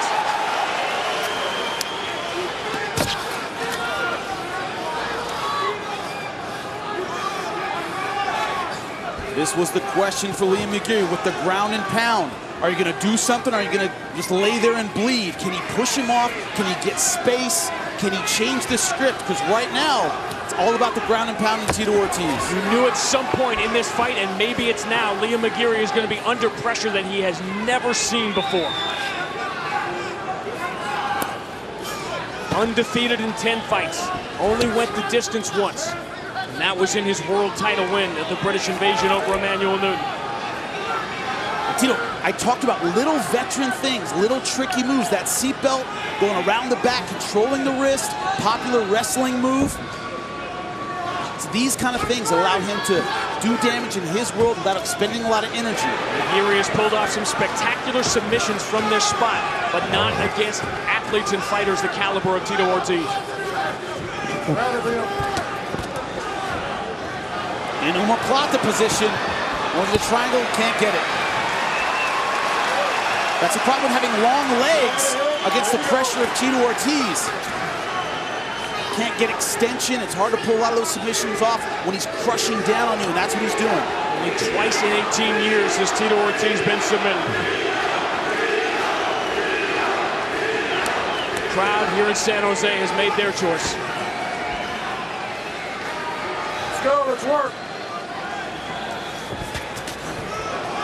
Throwing up his legs, trying to get submissions going. He likes the inverted triangle. A lot of unorthodox submissions. Also looking for the arm. See Tito's right arm. He might have it, and he doesn't. Tito knew he had to get out of there quickly, and that first second from the escape of the submission is the most dangerous when you're on the bottom. Now inverted triangle. Got it! It's over! It's over! Liam McGeary has done it! Everything going Tito Ortiz's way, a mental mistake. And Liam McGeary finishes the legend on the ground. Heartbreaking ending for Tito Ortiz. A great performance by the champ. For 4.5 minutes, it went exactly the way Tito Ortiz visualized it to go. Okay. Thanks, man. Good, brother. I'll try my best. That's my best. How's my fucking best? I respect you, dude. You too, man. I've been in this for a long time. Liam McGeary was undefeated. He had the title. Now, Jimmy Smith, Liam McGeary is a champion. Here's the Blackheart Premium Spice Rum Replay, the bold 93 proof rum that's edgy to the core. Went from the armbar, almost looked like a tap on the leg. But Tito Ortiz very much in this fight. Look at the inverted triangle. So difficult to pull off, and he got it. Right off the escape, look at it here. Clamping down on the head, locking his foot. A handful of guys in the world have the build and the jiu-jitsu to pull off this move. He gets it, and look at the speed of the tap. A guy like Tito Ortiz, who did not want to give up, had no choice. Great job by the champ, Liam McGeary. See the frustration on the face of Tito Ortiz. He wanted this so bad.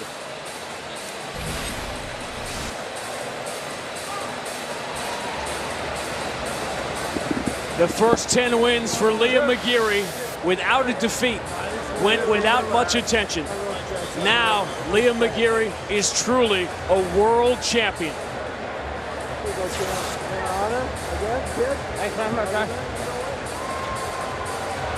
The official decision.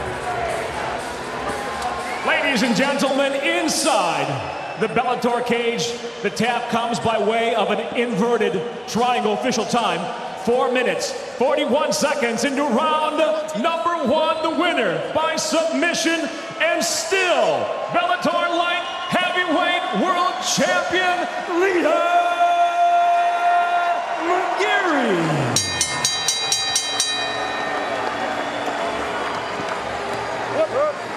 An iconic image. Tito Ortiz literally and figuratively passing the torch to Liam McGeary. Thanks very much. I respect, man. Thank you. You pushed me out of my fucking comfort zone. I got out of comfort zone and just slick, man. Fucking slick. Yeah. My first question for you, the champ, Liam McGeary. What did Tito say to you after he came up to you after that fight? So much emotion in that fight for both of you. He's got mad respect for me. I welcome my wrestling, and I'm going to be unstoppable. Tito, you just said you pushed me out of my comfort zone. What does that mean to you, man? I worked really hard for this camp. I gave my heart and soul for 18 and a half years in this cage and the other cage, but in this sport, MMA. As I was a legend, or I am a legend, whatever people say, I'm a legend, whatever. Champ, you gotta beat the champ. He showed that he's a real man tonight. As I put that belt around your waist, you know, I'm pissed at my performance. I gave it, you had the best Tito Ortiz. This is the best I've felt since 2006. You had the best, you beat the best. That's why you're the world champ. And I thank you for pushing me the way I was pushed this camp. All the guys in my camp who pushed me as hard as possible. I gave it everything, people. I've been in this cage for 18 and a half years. There's not one athlete in almost any sport that's been doing as long as I have. I give my heart and soul to each and every one of you fans who watch me, no matter what. Through hard work and dedication, you can't achieve anything. I achieved the opportunity to get in this cage and fight against the best in the world. I came up short. My boy Jesse, Journey, Jacob, Dad didn't win tonight, but you know what? I think I won some hearts tonight, so. Back to the champ, Liam McGeary. Thank you so much, Tito. Your challenger, right here, the tournament champion, Phil Davis. I gotta ask, Phil, what'd you think of that performance? What do you think of taking on this champion, Liam McGeary? I thought he did great. If I could say anything, just a little bit of criticism, you're gonna need to do a little bit more if you think you're gonna stop me from getting that belt. I'll do whatever it needs to be taken, man. I'll do whatever it takes. School wrestling, that's me straight back into it. The champ, Liam McGeary, will be taking on the challenger, Phil Davis. Give it up for him. The icon, Tito Ortiz, passes the torch, and you are looking not at the future, but the present of the light heavyweight division. The world champion, Liam McGeary, the #1 contender, Phil Davis.